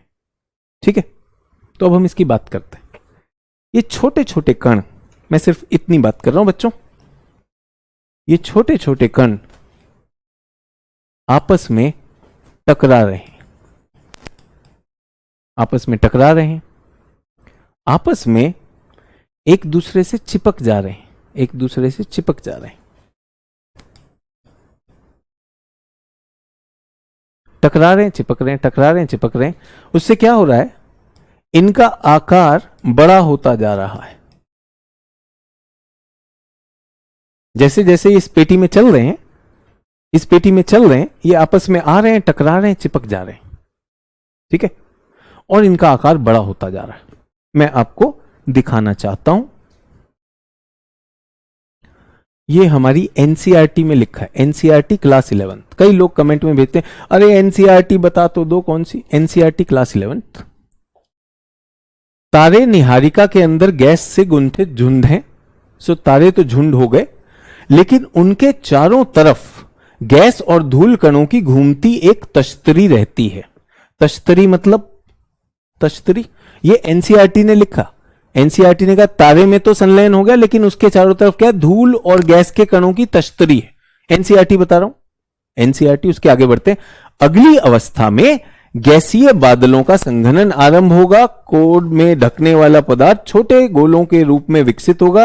ये छोटे छोटे गोले संसर्जन प्रक्रिया द्वारा बड़े हो जाएंगे। एक शब्द आ गया हिंदी का, अब क्यों लिख दिया मुझे नहीं पता। ये जो मैंने लिखा है ना चिपक, चिपक की जगह एनसीईआरटी ने उसको लिखा है संसर्जन। जो अंग्रेजी में जानना चाहते हैं, इसका बहुत आसान शब्द है कोहेशन, चिपक जाना, और जुड़ जाना एक्रीशन। सर समझ नहीं आया, अभी मैंने बताया नहीं कुछ। एनसीईआरटी ये कह रही है कि तारे के चारों तरफ एक तश्तरी होती है, एक रिंग होती है, जिसमें छोटे छोटे धूल और गैस कण घूमते रहते हैं। ये आपस में चिपकने लगते हैं, संसर्जन होने लगता है, जिससे कि ये बड़ा आकार ले लेते हैं। ये क्या हो जाते हैं? बड़े हो जाते हैं। प्लीज मत लिखिए, अगर आप लिखना चाहते हैं मैं क्लास रोक के समय दे दूंगा, ठीक है। कोहेसिव, संसर्जन को अंग्रेजी में कहते हैं कोहेशन, चिपक जाना, आपस में आकर चिपक जाना, ठीक है। आप यूं समझिए कि आपने एक कागज है, कागज पर गोंद लगाई और उस पे से मिट्टी, धूल भरी मिट्टी को जाने दिया, तो मिट्टी चिपक जाएगी, उसको संसर्जन कहेंगे, वो चिपक गए, ठीक है। ये एनसीईआरटी कह रही है। प्रक्रिया से बड़े ग्रहाणु बन गए, प्लैनेटेसिमल। तो ये छोटे छोटे दाने क्या हो गए? बड़े हो गए और ये प्लैनेटेसिमल बन गए। उसके बाद ये आपस में फिर टकराए तो टूट गए, फिर छोटे हो गए, फिर चिपक गए। तो ये टूटते जुड़ते ये बड़े बड़े पिंड ग्रहाणु बन गए। ये एनसीईआरटी कहती है। जब मैं इसे पढ़ता हूं मुझे समझ नहीं आता है, मुझे बहुत समझ नहीं आता है, आपको भी हो सकता है ना आया हो, इसलिए मैं आपके लिए एक चित्र लेकर आया। ये वो तश्तरी है, तश्तरी में बहुत सारी गैस के पिंड हैं। ये छोटे छोटे अपनी पेटियों में आ जाते हैं और यहां पर ग्रह बन जाते हैं। सर मुझे इससे भी समझ नहीं आया, एक और चित्र मैं आपके लिए लाया। सभी लोग अब ध्यान देंगे, यह चित्र आखिरी है आपकी समझ के लिए। छोटे छोटे कण आपस में टकराए, क्या हो रहा है? संसर्जन हो रहा है, कोहेशन, चिपक गए और छोटे ग्रहाणु बन गए। इनका नाम ग्रहाणु रखा है, इनका नाम कुछ भी रख सकते थे। सर ये क्या ब्रह्मांड में ही होता है? ये आपके घर में भी होता है। मैं उदाहरण दूं, सभी लोग उदाहरण लेना चाहेंगे? आपके घर में होता है। गर्मी का मौसम है, पंखे सबके घरों में चल रहे हैं। कल ध्यान से देखिएगा, आपके बेड के नीचे जहां पंखा चलता है जिस कमरे में, धूल के थोड़े थोड़े गोले बने हुए होंगे। सुबह झाड़ू में निकलते हैं वो लोगों के कुछ बाल, धूल, वो सब मिलके गोला बनता है कि नहीं बनता? ऑनेस्टली बताइए, होता है या नहीं होता है? आप ही के घर में होता है, वो कोई अजीब बात नहीं है। वो क्या हो रहा है? पंखा चल रहा है, हवा चल रही है और छोटे छोटे कण आपस में टकराए, चिपक गए और एक छोटा सा बालों का, धूल का गोला वही झाड़ू में हम निकालते हैं, बाहर फेंक देते हैं। तो ये सर इतना सरल है क्या? ये वैज्ञानिकों ने ही देखा है। वैज्ञानिक, ये क्या थी? हमारी पेटी थी बच्चों, ये वाली पेटी है, इसमें आपस में टकरा रहे हैं, टकराते टकराते ऐसे गोले बन गए। ये गोले आपस में फिर टकराएंगे। लेकिन आप सोचिए, इसकी तुलना में किसके पास गुरुत्व ज्यादा है? इनके पास गुरुत्व ज्यादा है। जैसे जैसे बड़े हो जाएंगे गुरुत्व ज्यादा हो जाएगा और ये क्या बन जाएंगे बच्चों? ये बनेंगे एक शिशु ग्रह, जिसे कहते हैं प्रोटोप्लैनेट। ठीक है, रोक देता हूं, यहीं पे रोकता हूं। अब आप कुछ लिखना चाहते हैं, आप लिखिए बड़े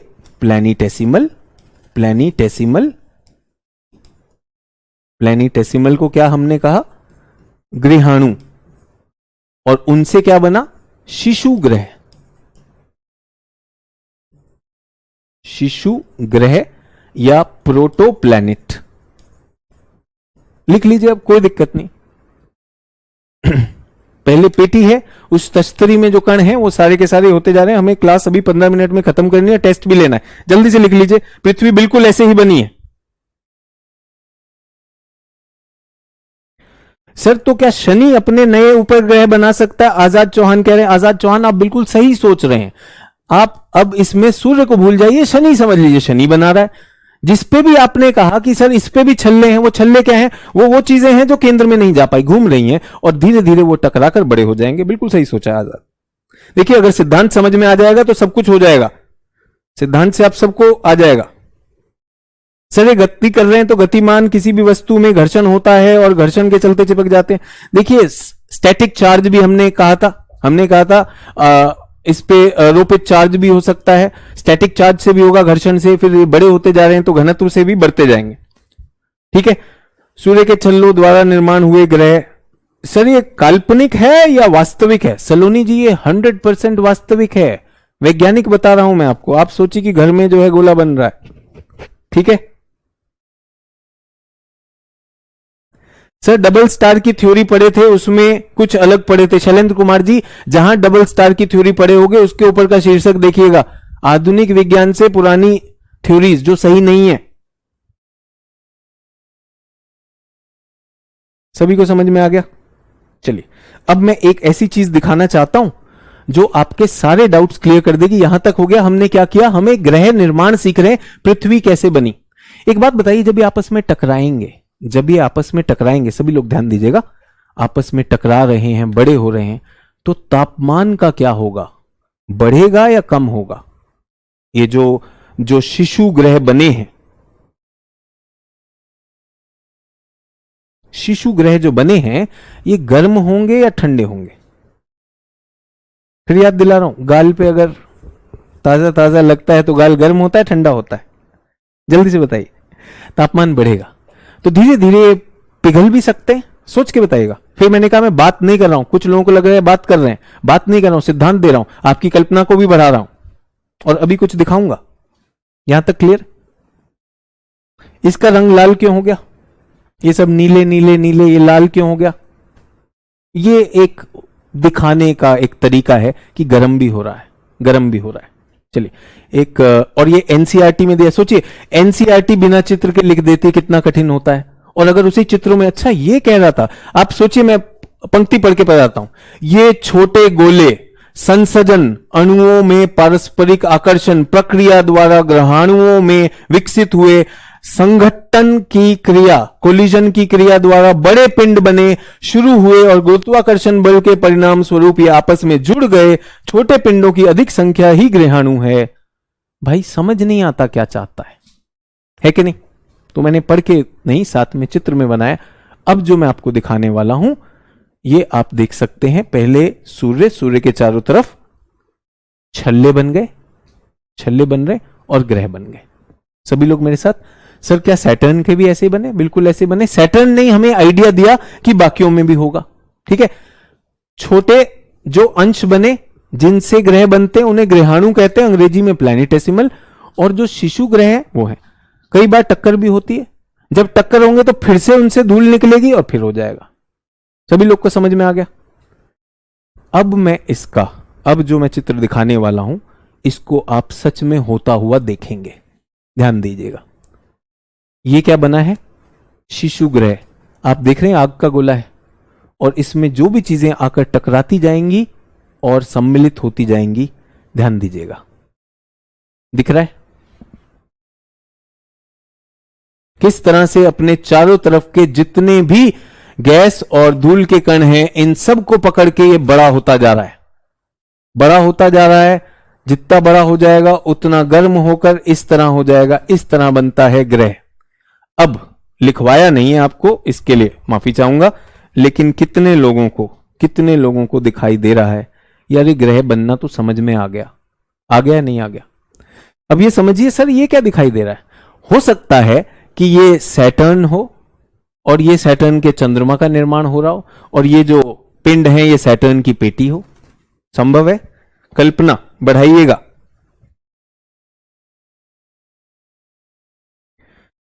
राहुल कह रहे हैं सैटर्न की पूंछ सन के पास होती है ग्रेविटेशन के कारण। राहुल थोड़ा सा इंटरनेट पे सर्च करिएगा बेटा, दूर होती है। तो किसी ने कहा सर ये कल्पना है या वास्तविक है? 100% वास्तविक है। इस प्रक्रिया का नाम है, इसको कहते हैं एक्रीशन। ग्रह किससे बने? एक्रीशन से बने। सनसनी मचाई थी, क्या बचाया था? संसर्जन से बने, संसर्जन से बने। सभी लोग मेरे साथ बातें कर रहे हैं यार, हम क्या ही बताएं। हम बहुत खुश हैं कि हमारे मास्टरों ने हमसे बात कर ली थी। भूगोल जब हम पढ़ने गए जेएनयू में, हमने कहा यार रटे तो बहुत हैं बट पढ़ा तो यही रहे। सर मैंने भी यही सोचा कि किसी का उपग्रह, बहुत अच्छी बात है। तो आपने यहां पे उपग्रह निर्माण भी देख लिया, हर तरह का निर्माण देख लिया। ठीक है, ग्रह बन गए। जो पास के ग्रह हैं उन्हें क्या कहा जाता है? पार्थिव ग्रह। पहले 4 ग्रह को पृथ्वी जैसे ग्रह, पार्थिव ग्रह। और ये जो बड़े ग्रह हैं, सर देखिए छल्ले, छल्ले सभी में है, सभी में छल्ले हैं। अब सबको समझ में आ गया छल्ले हैं क्या, क्यों इनके पास इतने सारे चंद्रमा हैं, ये भी समझ में आ गया। सबको समझ में आ गया? ठीक है, यहां तक क्लियर? अब कुछ छात्र ऐसे होते हैं कि सर मुझे कुछ समझ नहीं आ रहा है, तो आपके लिए टेस्ट ले लिया जाए। पृथ्वी बननी कैसे है ये समझ में आई कि नहीं आई? सर अर्थ भी ऐसे ही बनेगी। भाई सारे ग्रह ऐसे बने, जल्दी से पृथ्वी पर वापस आते हैं। सर समझ में आ रहा है, लेकिन कोई पूछेगा तो बताएंगे कैसे? सर संसर्जन बोल देंगे केवल, बिल्कुल बोलेंगे, क्यों नहीं बोलेंगे। एक तो यह है कि आपका सब्जी वाला तो आपसे पूछेगा नहीं, कोई जानता होगा वही तो पूछेगा। चलिए जल्दी से उत्तर चाहिए मुझे। स्क्रीन पे आपके सामने पेपर ले लेंगे। 20 क्वेश्चन है हमारे पास, 20 क्वेश्चन है। मैं स्क्रीन करूंगा तो 2 मिनट के लिए पर स्क्रीन। आप कुछ टाइप नहीं करेंगे। ब्रह्मांड विस्तरण का सिद्धांत दिया किसने था? जल्दी से बताइए, ब्रह्मांड विस्तरण का सिद्धांत किसने दिया था?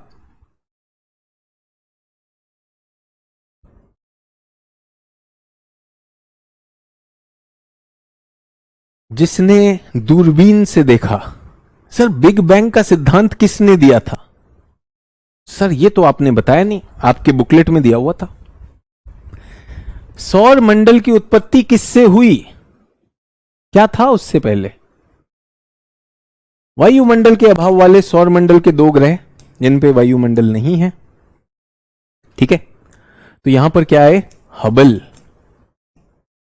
यहां पर क्या है? लाइमेत्रे। सौरमंडल की उत्पत्ति किससे हुई? सौर नेब्यूला। वायुमंडल के अभाव वाले, जिसके पास वायुमंडल नहीं है, बुध के पास नहीं है, और किसके पास नहीं है? मंगल के पास नहीं है। कितने लोगों के? 5/5।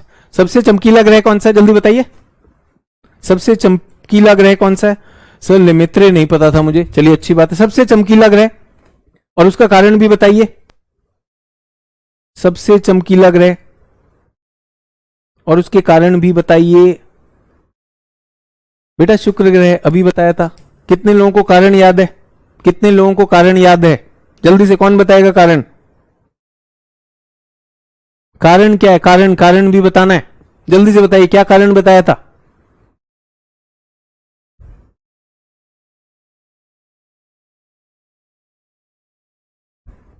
कारण बताया था, यहां पर 70% सौर प्रकाश को वापस भेज देते हैं। क्यों? क्योंकि इसका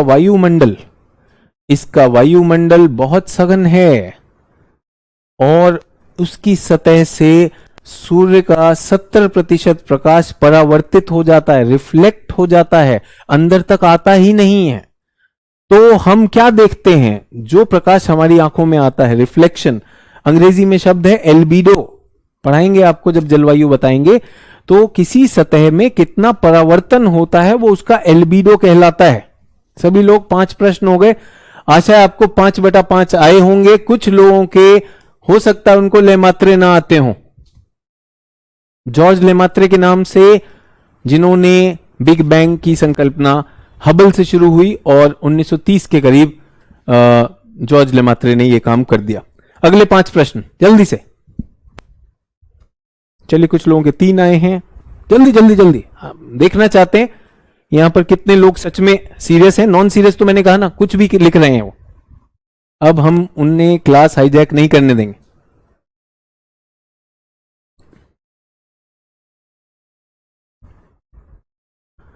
सर इसमें तो हमने पढ़ा ही नहीं है। अरे आपको होमवर्क दिया था। सूर्य के भीतर ऊर्जा का स्रोत संलयन है। जल्दी अपनी कॉपी में लिखना है, सिर्फ उत्तर। सूर्य से निरंतर निकलने वाली प्रोटॉन धारा। सर प्रोटॉन क्या होते हैं? सूर्य से कण भी निकल रहे हैं, ऊष्मा और कण दोनों निकल रहे हैं। सौर पवन बताऊंगा, सौर पवन क्या करती है जब आपके साथ मैं वायुमंडल की बात करूंगा। दृढ़ चट्टानी निकायों से बने ग्रहों का समूह क्या होता है? तो मैंने आपको बताया, सूर्य के जो पहले 4 ग्रह हैं इनको पार्थिव ग्रह कहते हैं, क्योंकि ये पृथ्वी के समान दृढ़ चट्टानी निकायों से बने हैं। पार्थिव ग्रह, अंग्रेजी में टेरेस्ट्रियल। और जो बाहर के बड़े बड़े पिंड हैं इनको क्या कहते हैं? जोवियन, जुपिटर के तरह के गैसीय पिंड। सभी लोग मेरे साथ? सर्वाधिक घूर्णन करने वाला, गति करने वाला ग्रह कौन सा है? सर्वाधिक घूर्णन गति वाला ग्रह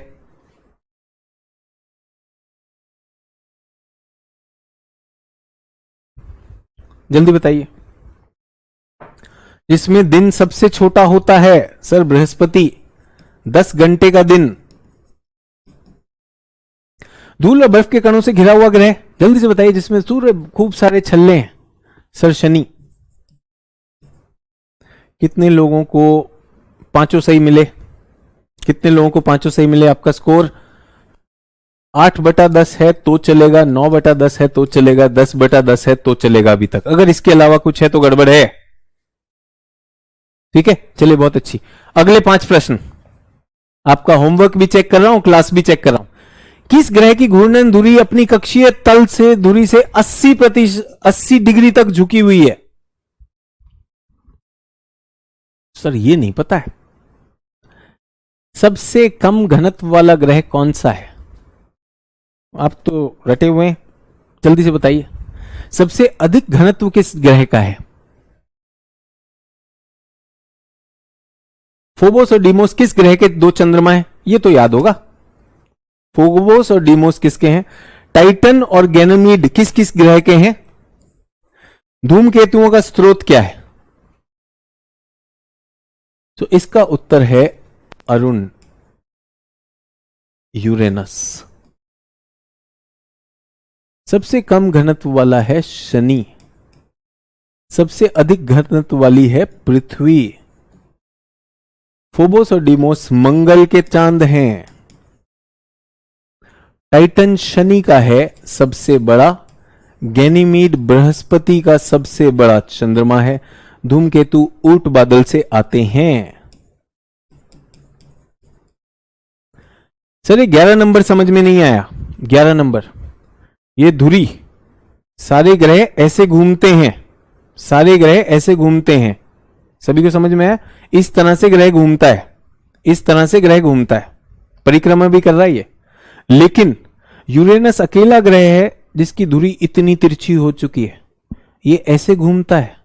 तो ऐसा लगता है कि यूरेनस तो अपनी कक्षा में लुढ़क रहा है। सारे ग्रह ऐसे घूमते हैं, सोचिए, लेकिन क्योंकि इसकी धुरी ऐसी है। सर ये ऐसी क्यों है? याद है बहुत सारी टक्कर हुई, तो किसी टक्कर में इसकी धुरी इतनी ज्यादा तिरछी हो गई। पृथ्वी की भी कौन सा सीधी है? पृथ्वी की भी तो धुरी थोड़ा सा मुड़ी हुई है ना। ये सब क्यों हुए? सिंपल सिद्धांत है। जब सौरमंडल बन रहा था, बहुत सारे पिंड थे, बहुत सारे ग्रह थे। आपने तो यह भी एनसीईआरटी में पढ़ा होगा कि पृथ्वी का चंद्रमा एक छोटे से ग्रह के पृथ्वी के टकरा जाने की वजह से बना। थिया नाम का ग्रह आकर टकराया था। तो जब वो टकराया होगा तो हो सकता है धुरी तिरछी हो गई हो। होते होते अरुण की धुरी तो इतनी तिरछी हो गई कि अब वो ऐसे घूमता है। समझ में आया? तो पहला ये हो गया। शनि का घनत्व आप जानते हैं जल से भी कम है।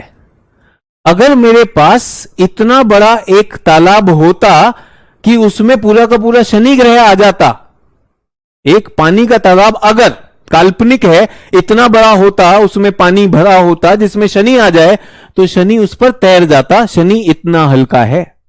शनि हमारे सौरमंडल का सबसे हल्का, सबसे कम घनत्व वाला, हल्का मतलब घनत्व की दृष्टि से पानी के घनत्व से भी कम घनत्व वाला ग्रह है। तो इसलिए यह पानी पर तैर जाता। पृथ्वी सबसे अधिक घनत्व वाली, इस पर भी बात करेंगे कल की क्लास में। फोबोस डिमोस ये तो चंद्रमा वाले तो ठीक ही हैं। इसमें मुझे लगता है कि अब आपके इसमें कम से कम 3/5 आने चाहिए थे।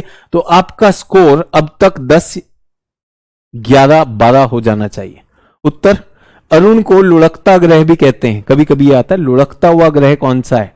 सारे ग्रह पश्चिम से पूर्व की तरफ कक्षा करते हैं, वेस्ट टू ईस्ट। ये उल्टा घूम रहा है। ये बेचारा बहुत पिटाई हुई है इसकी बहुत पिटाई हुई। आखिरी खत्म कर रहे हैं, 4 प्रश्न जल्दी से। अरे सब कोई कह रहा है सर मेरे ऑल करेक्ट हैं। बहुत अच्छी बात है भाई। सर हम उल्टा कर दिए, अर्थ को शनि बना दिए। अच्छा चलिए कोई बात नहीं, थोड़ा सा याद नहीं होगा। ट्रांस नेप्टूनियन ऑब्जेक्ट की पेटी का नाम बताइए। प्रकाश वर्ष कितनी दूरी होती है? हो, ये वाला तो कल याद कराया था। खगोलीय इकाई कितना होता है? सौर प्रकाश और चंद्र। सर ये तो आसान है सर, इसको कहते हैं काइपर पेटी। ये तो चारों आने चाहिए भाई। ये तो कल ही हो गया था 9.46 इंटू 10⁻12 किलोमीटर। खगोलीय इकाई औसत इकाई है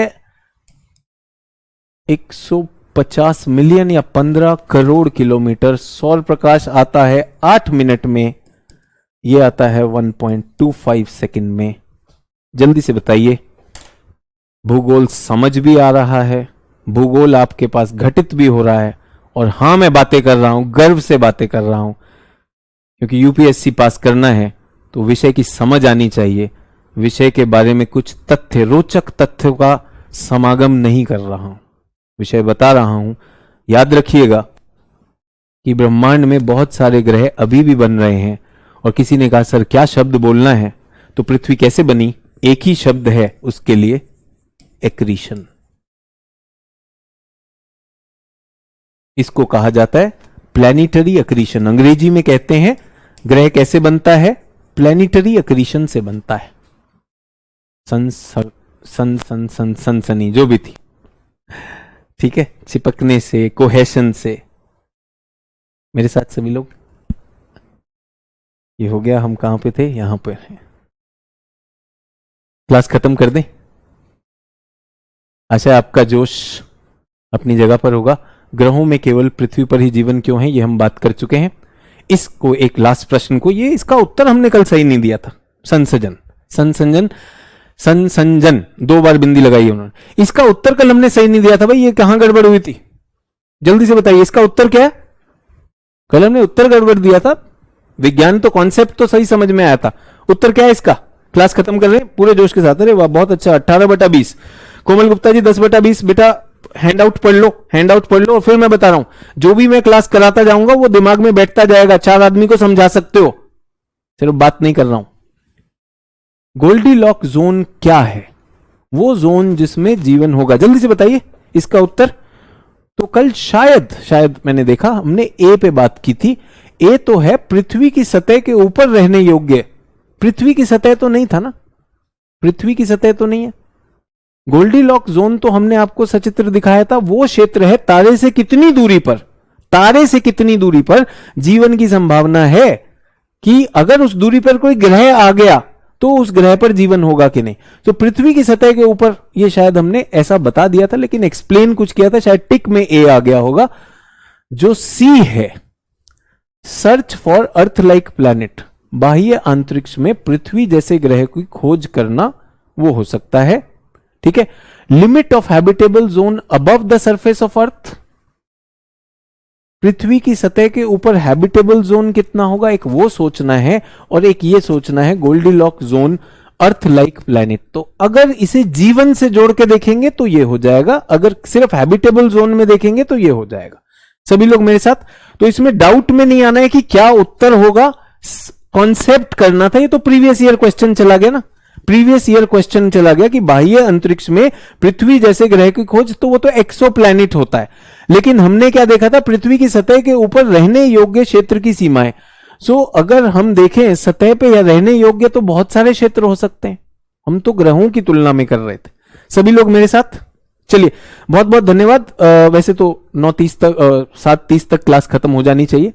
5 मिनट एक्स्ट्रा रहा हूं, और आशा है आप मुझे अवसर देंगे कि मैं चीजों को उनका क्यों और कैसे भी बता पाऊं। केवल क्या है, कहां है, वो विश्व भूगोल में हो गया। आत्मविश्वास बढ़ाइए, जोश बढ़ाइए, और बीच में कुछ लोग जो ऐसे ही प्रकट हो जाते हैं, आप सबसे अनुरोध है पहली कक्षा से देखें। आपकी पुस्तक भी है, उसके साथ रहें, सीरियस रहें। Thank you, good night. आपका हिस्ट्री का भी क्लास है, जल्दी ही मिलते हैं। और आगे मैं सोच रहा हूं इस क्लासेस को मंडे से 5:30 बजे का समय रखना चाहता हूं। अपने सुझाव दीजिएगा। धन्यवाद, गुड नाइट।